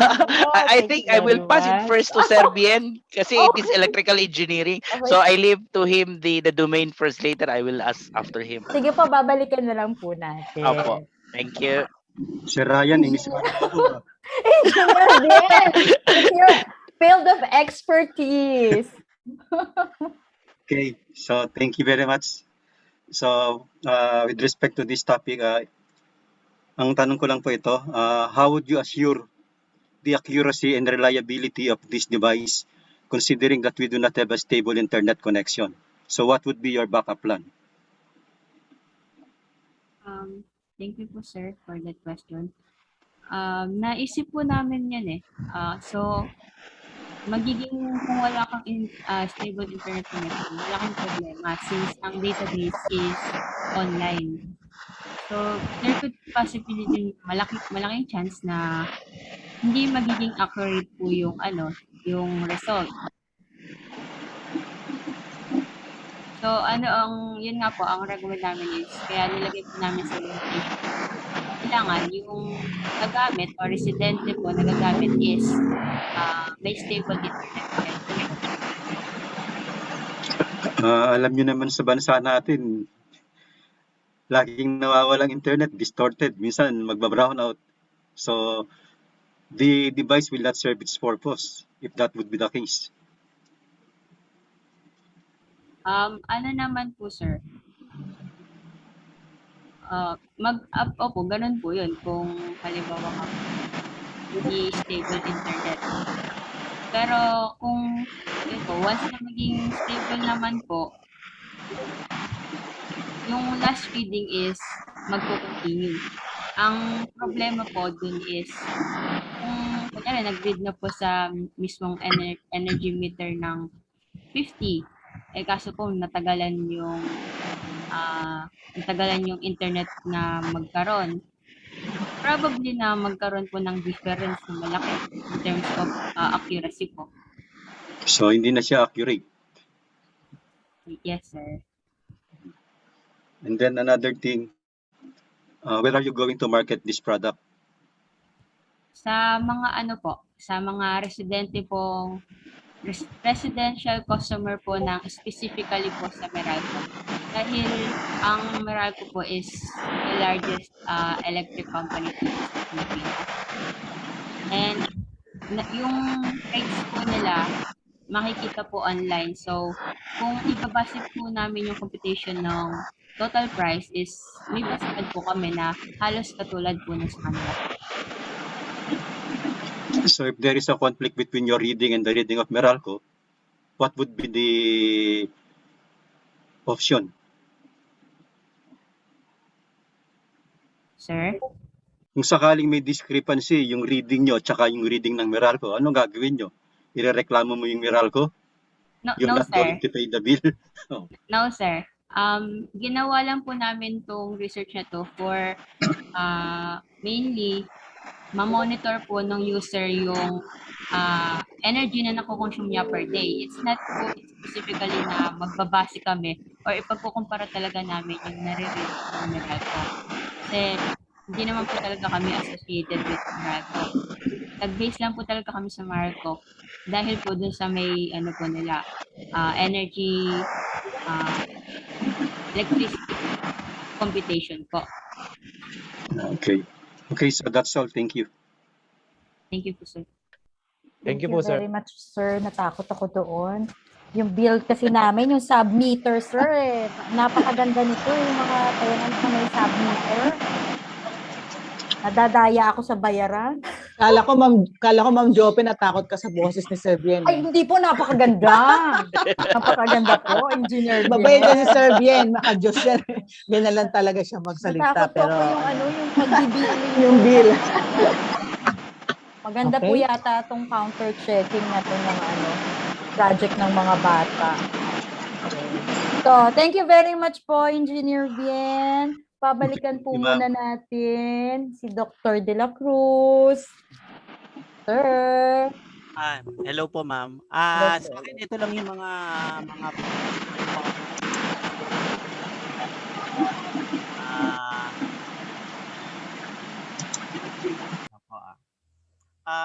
first is yung unahin muna natin yung title nyo, no? Again, yung title yung sa akin yung kanina actually nabanggit na ni ma'am, no? Dapat ang focus nyo dito is not the meter itself. It should be the sub-meter. Kasi walang ordinaryong household na bibili ng additional devices na magkukonsumo rin ng kanilang electric consumption. So that's why. So pwede kasi ito i-connect sa solar power na nowadays na uso sa community. Pero ang acquisition, ang target client mo is yung mga tao na nagpapa-submeter. Tapos electric bill, hindi electric bill kasi yung electric bill is the bill itself. It should be the electric consumption bill. Okay? So kailangan yung consumption, nandun yung word. Tapos di mo pwedeng ilagay yung Meralco rates, yung Meralco, the word Meralco rates, so Meralco here in your title kasi nga is very specific. So if it's submeter or submeter reading, kahit ano namang dumaang kuryente dyan sa device mo, mako-compute niya kasi nga calculator based siya. Tapos yung mobile application, siguro kung notification lang ito or a mobile app, siguro duktong mo is a mobile application with and a real-time energy meter electric consumption bill. So, parang ganon, no? You have to revise your title kasi ang daming concept na naka-define. So, kailangan mo ma-argument siya to a simplest form of title. Okay? So, hindi ko pa ma-drop yung tunay na title pero yung mobile application should be eliminated. Gawin mo na lang it's a mobile base. Yung real time, siguro para to play safe kasi yung project mo may issue nga about the energy na tinatanong ni Sir Bien. Siguro you could look into possible if you would not mention the real time in the title kasi nga pagdating din sa reading magkaiba rin kasi na yung sample 57 tapos 56 lang yung lumabas sa'yo. In terms of real time, so magiging question pa. Pwede mo naman i-detail sa ilalim sa scope mo yung real time na gusto mong mangyari. Tapos again, submeter po yung target natin, hindi po yung mismong Meralco So ito yung mga nagpapaupa, no? O kaya halimbawa sa SM malls, yung mga butik ng food store nila, gumagamit din ng submetering. So doon pa lang monitor na nila. Kaysa bumili si Meralco ng submetering na walang notification, yung sa'yo, ang advantage, meron kang mobile application na nadidetermine at pwede nang directly i-bill na sila. 'Di ba? In the future, pagka nagkaroon to ng ng web development, pwedeng diretso pagka cut off na yung bill sa website, ibabato na dun sa umuupa, di ba? Via mobile notification or an app. So, pwedeng ganun po yung gawin as part of your recommendation. So, yun lang yung sa aking napansin, no? More on the submetering ang target mo, tapos consumption, tapos yung Meralco tanggalin kasi nagmumukhang naka-pattern ka lang. Kasi what if kung gusto yung gamitin sa probinsya na hindi Meralco provider, pwede pa rin, di ba?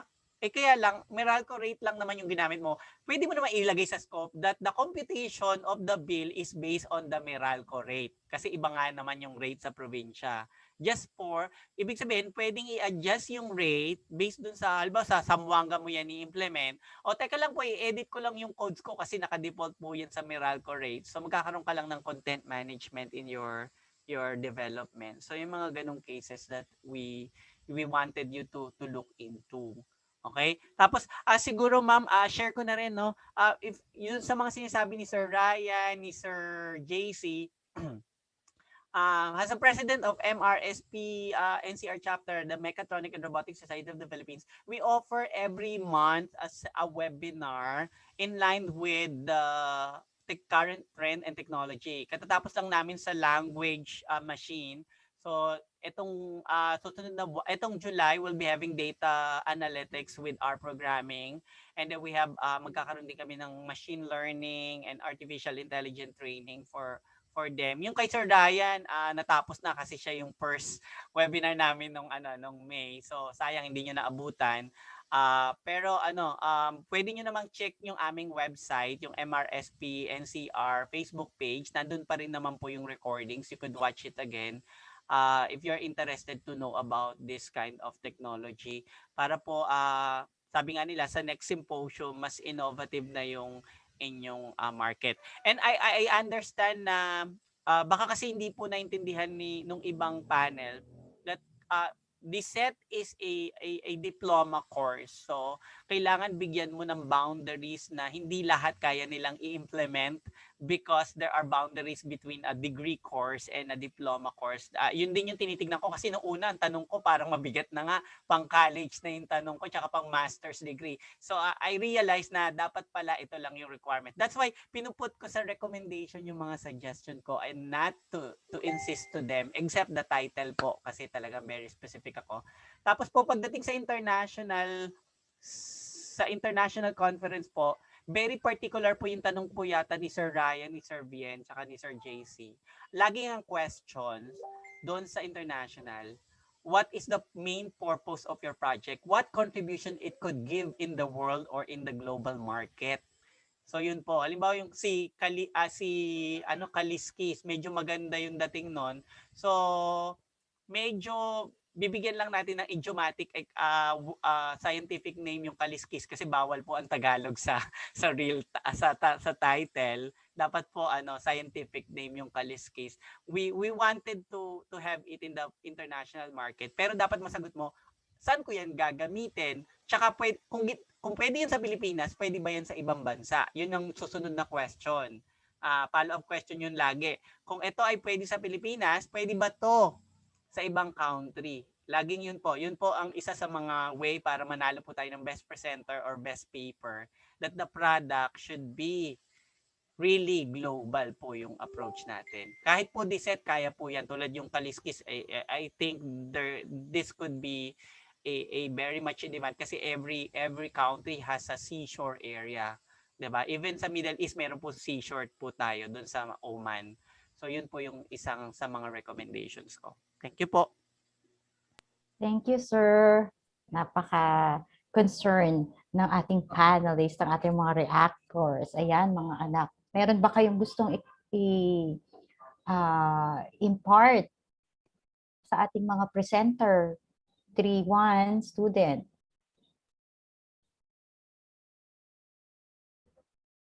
Or we will call on to the... Okay na po, ma'am. Thank you po. Thank you po. Thank you po. Thank you. Can we call on now si Sir Giancarlo Smilio, sir?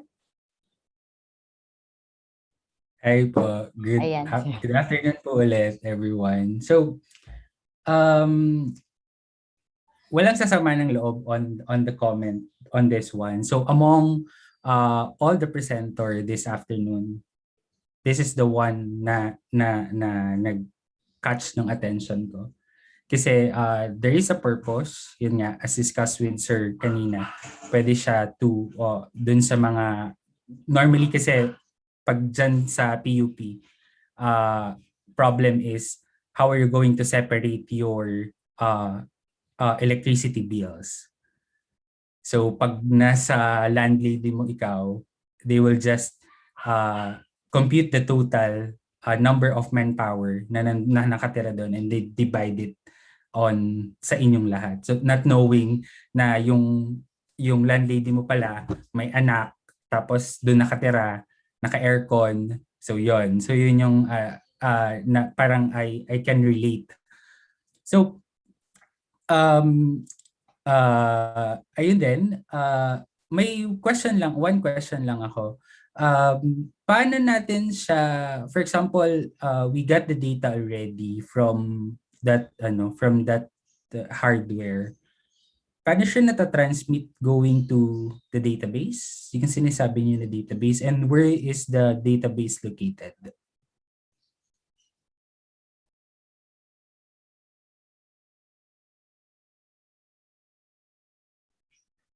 Anyone from the team? Miss Yap? Hello po. Yung database po namin is called Firebase database po, wherein free po siya and meron siyang capability na ay capacity po na 1 gig po na data. So since yung data po is KB lang po yung pinapasa, matagal nyo pong gagamitin yung free plan. Di po kasi kami ngayon makagamit ng parang parang yung malaking capacity kasi wala pong budget. So yung Firebase is located on cloud. Oh? Located siya on cloud. Apo. Tapos Okay. sinasend So po located siya siya sa cloud via Wi-Fi po. Since via yung Wi-Fi. ginamit po na module is ESP32 na meron pong Wi-Fi. Okay. So from your app transmit to the database on cloud, and then from on cloud going to the app, paano siya? Sa since yung ginawa po kasi namin na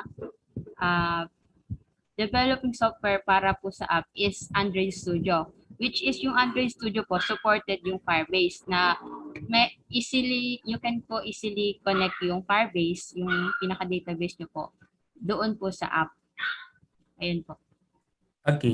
So nung ginamit nyo si Android Studio, what Android anong language yung ginamit ninyo? Kasi Java you po. use Android platform. You use Java. Opo. Okay. So sa app, sinong gumawa ng app? I want to know sinong gumawa ng app. Ako po. Ikaw. Okay. Sige. Okay. How about so yung rate na nilalagay natin doon, that is manually parang ano siya no, hard coded siya. It means you manually edit the development file and then save it. Hindi siya yung parang anytime pwede mo siyang baguhin. Tama? Opo, sir. Okay. All right. So, how about on iOS? Hindi pa po, sir. Yun yung limitation niya. Hindi siya available for iOS. Okay. So, tanungin lang kita. What do you think?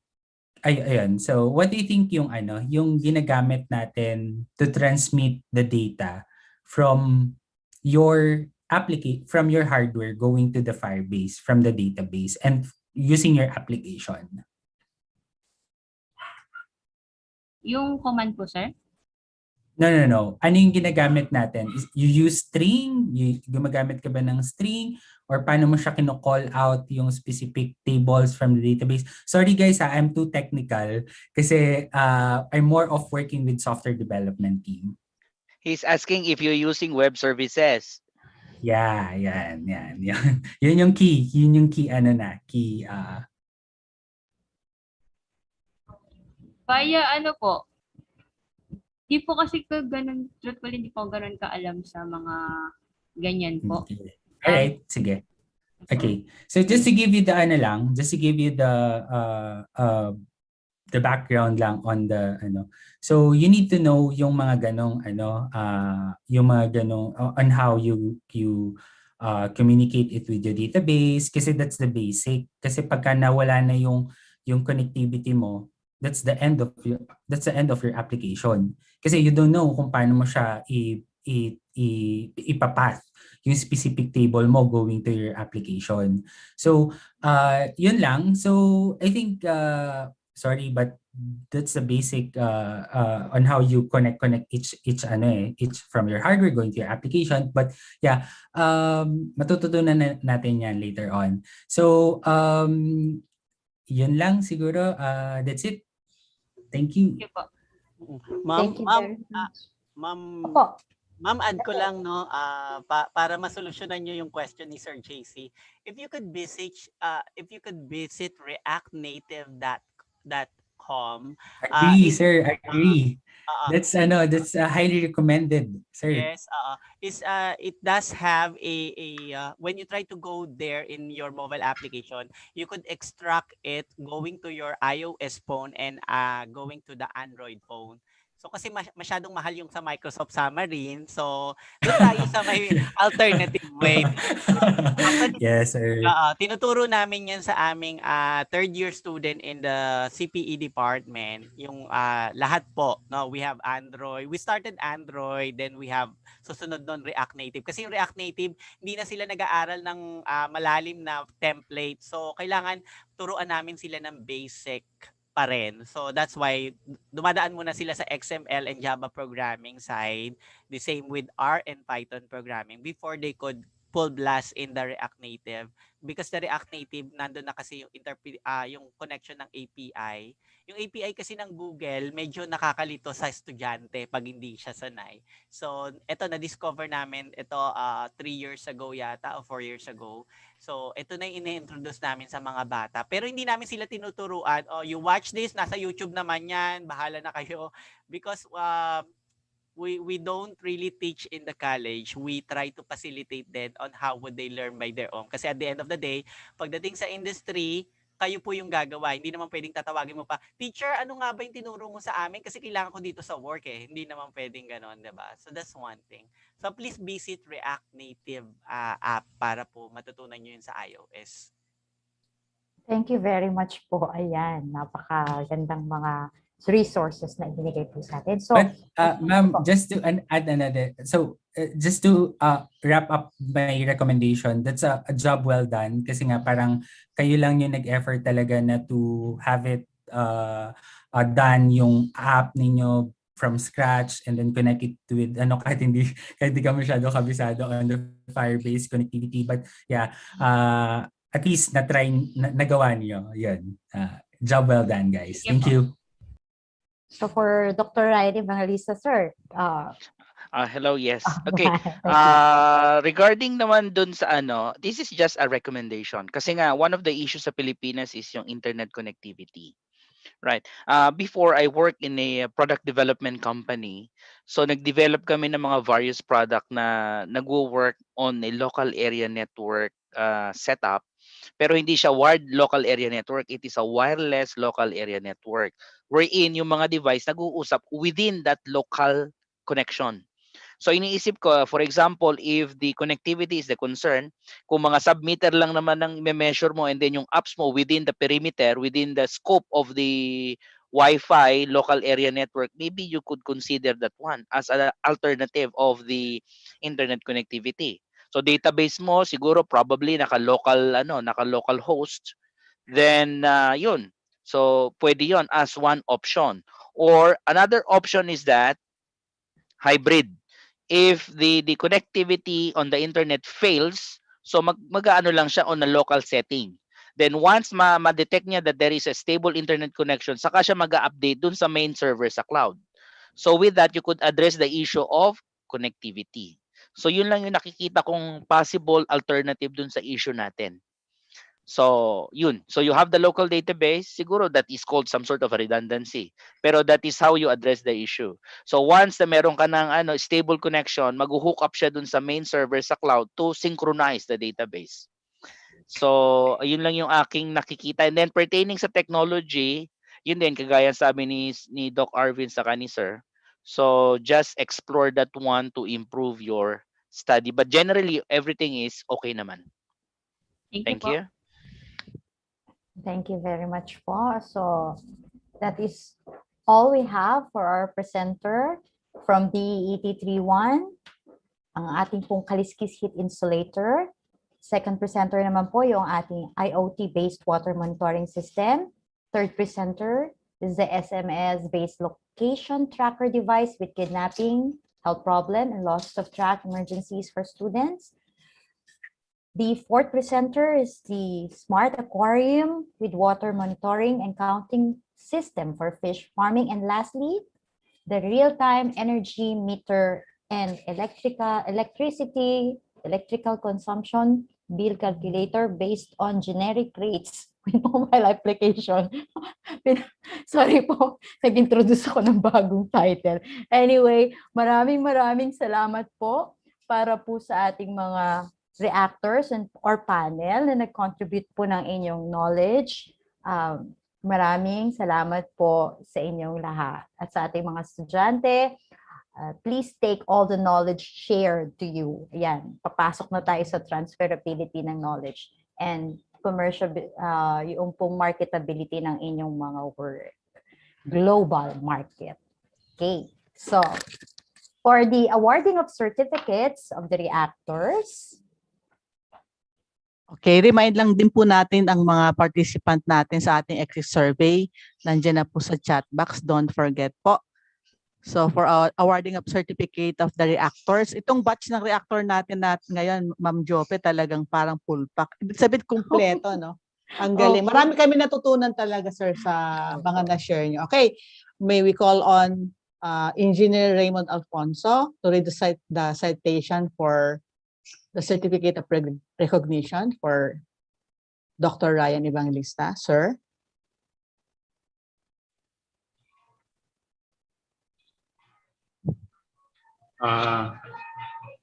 Good afternoon po uli. So, allow me to read the certificate.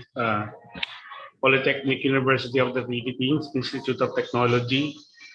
This certificate of recognition is hereby awarded to Dr. Ryan S. Evangelista in recognition of this valuable contribution as reactor during the research symposium with the team, collaborative research and design for innovation towards a better normal, held on July 2 and 3, 2021 in a virtual conference.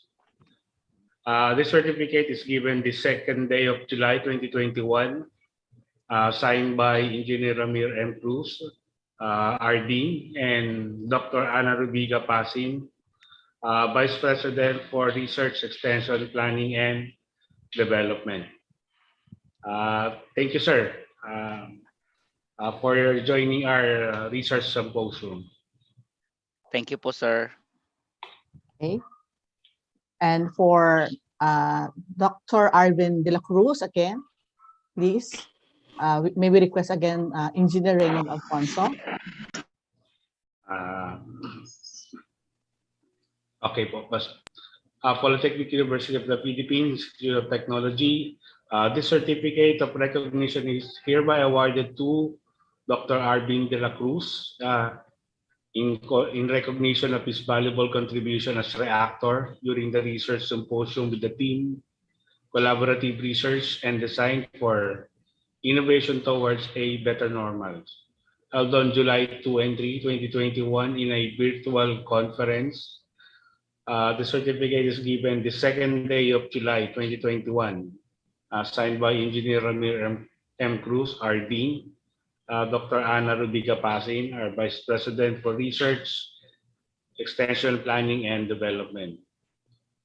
Thank you po, sir, for gracing our event. Thank you po. Thank you so much, Dr. Arvin de la Cruz. Marami po kami talaga natutunan sa inyo. And next, may... Feel free po, okay naman po ang graduate students.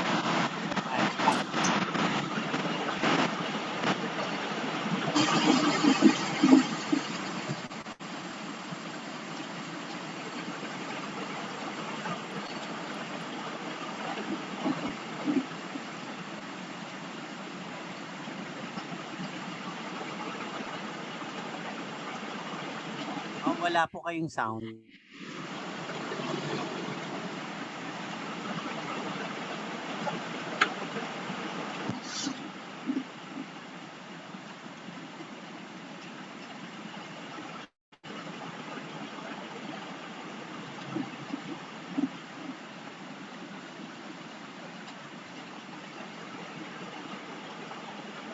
Sir Raymond? Sir Raymond, you can proceed for the awarding of the third certificate po.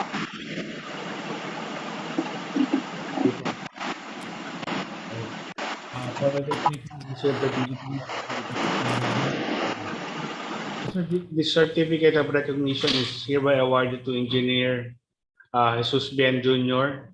in recognition of his valuable contribution as reactor during the research symposium with the team Collaborative Research and Design for Innovations Towards a Better Normal, held on July 23, 2021 in a virtual conference. The certificate is given the second day of July 2021, signed by Engineer Ramir M. Cruz and Dr. Ana Rubiga Pasin, our Vice President for Research and... Thank you very much po, Engineer Bien. Thank you po, ma'am. Thank you, sir. Medyo may noise lang po galing po kay Ma'am Aina. Ayan. Okay, so Sir Raymond Alfonso, let us bring up the last but not the least, reactor certificate. Okay. The Polytechnic University of the Philippines Institute of Technology, the certificate of recognition is hereby awarded to Giancarlo Josmilio in recognition of his valuable contribution as a reactor during the research symposium with the team Collaborative Research and Design for Innovation Towards a Better Normal, held on July 23, 2021 in a virtual conference. The certificate is given the second day of July 2021, signed by Engineer Ramir M. Cruz, our Dean, and Dr. Ana Rubiga Pasin, our Vice President for Research, Extension, Planning, and Development. Thank you po, sir. Thank you, very sir. much. Thank you, everyone. Again, sa ating po mga reactors, sana po sa next invitation po namin, naroon po sana kayo ulit. Maraming salamat po sa inyong lahat. And before we close po, can we invite everybody for the photo picture taking po nating lahat? Ay, ma'am, pwede pong mag-ask po, ma'am. Joshua, is that you? Yes po, ma'am. Wala po kasi po yung research title po namin sa survey. As a survey. Sige, we'll ask Yes, the technical team about that. Thank you, Joshua. Thank you po, ma'am. Okay. Ang ating pong technical.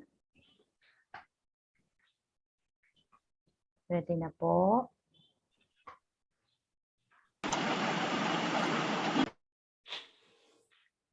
Lester, ikaw na ba ang magpipicture? Please count, I forward po kay Ria for taking. Yes po, ma'am. Ready po. So, for the first panel, we have 2 panels lang po. So, 1, 2, 3.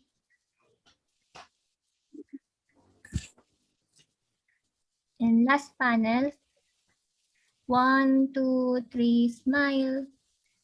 Okay na po. Okay. Thank you Thank you very po sa mga reactors namin.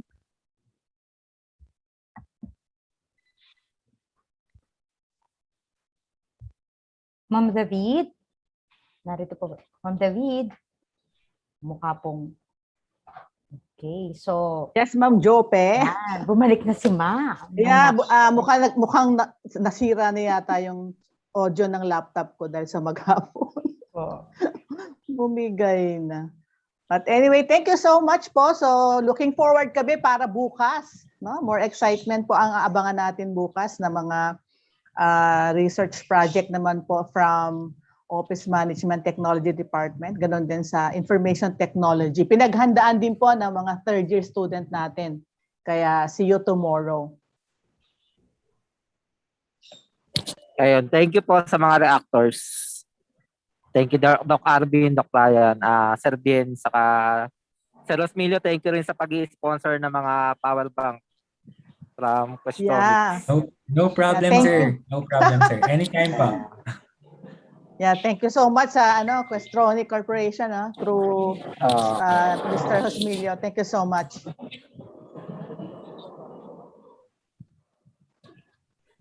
Ayun po. Thank you kay Dr. Arvin sa pagbibigay ng time. Thank you po sa lahat. Sa mga faculty po natin, mga advisors, thank you. Mga practicum coordinator, din sa mga student, thank you po sa lahat. Sir, pa one last lang. Sir, I shared my my LinkedIn account. Baka lang may gustong mag-connect with me through my LinkedIn account for possible employment at Questronics Corporation. So open po. We are open and we have lots of slots opening in our company. So connect me in po on my LinkedIn account. Thank you so much. Thank you.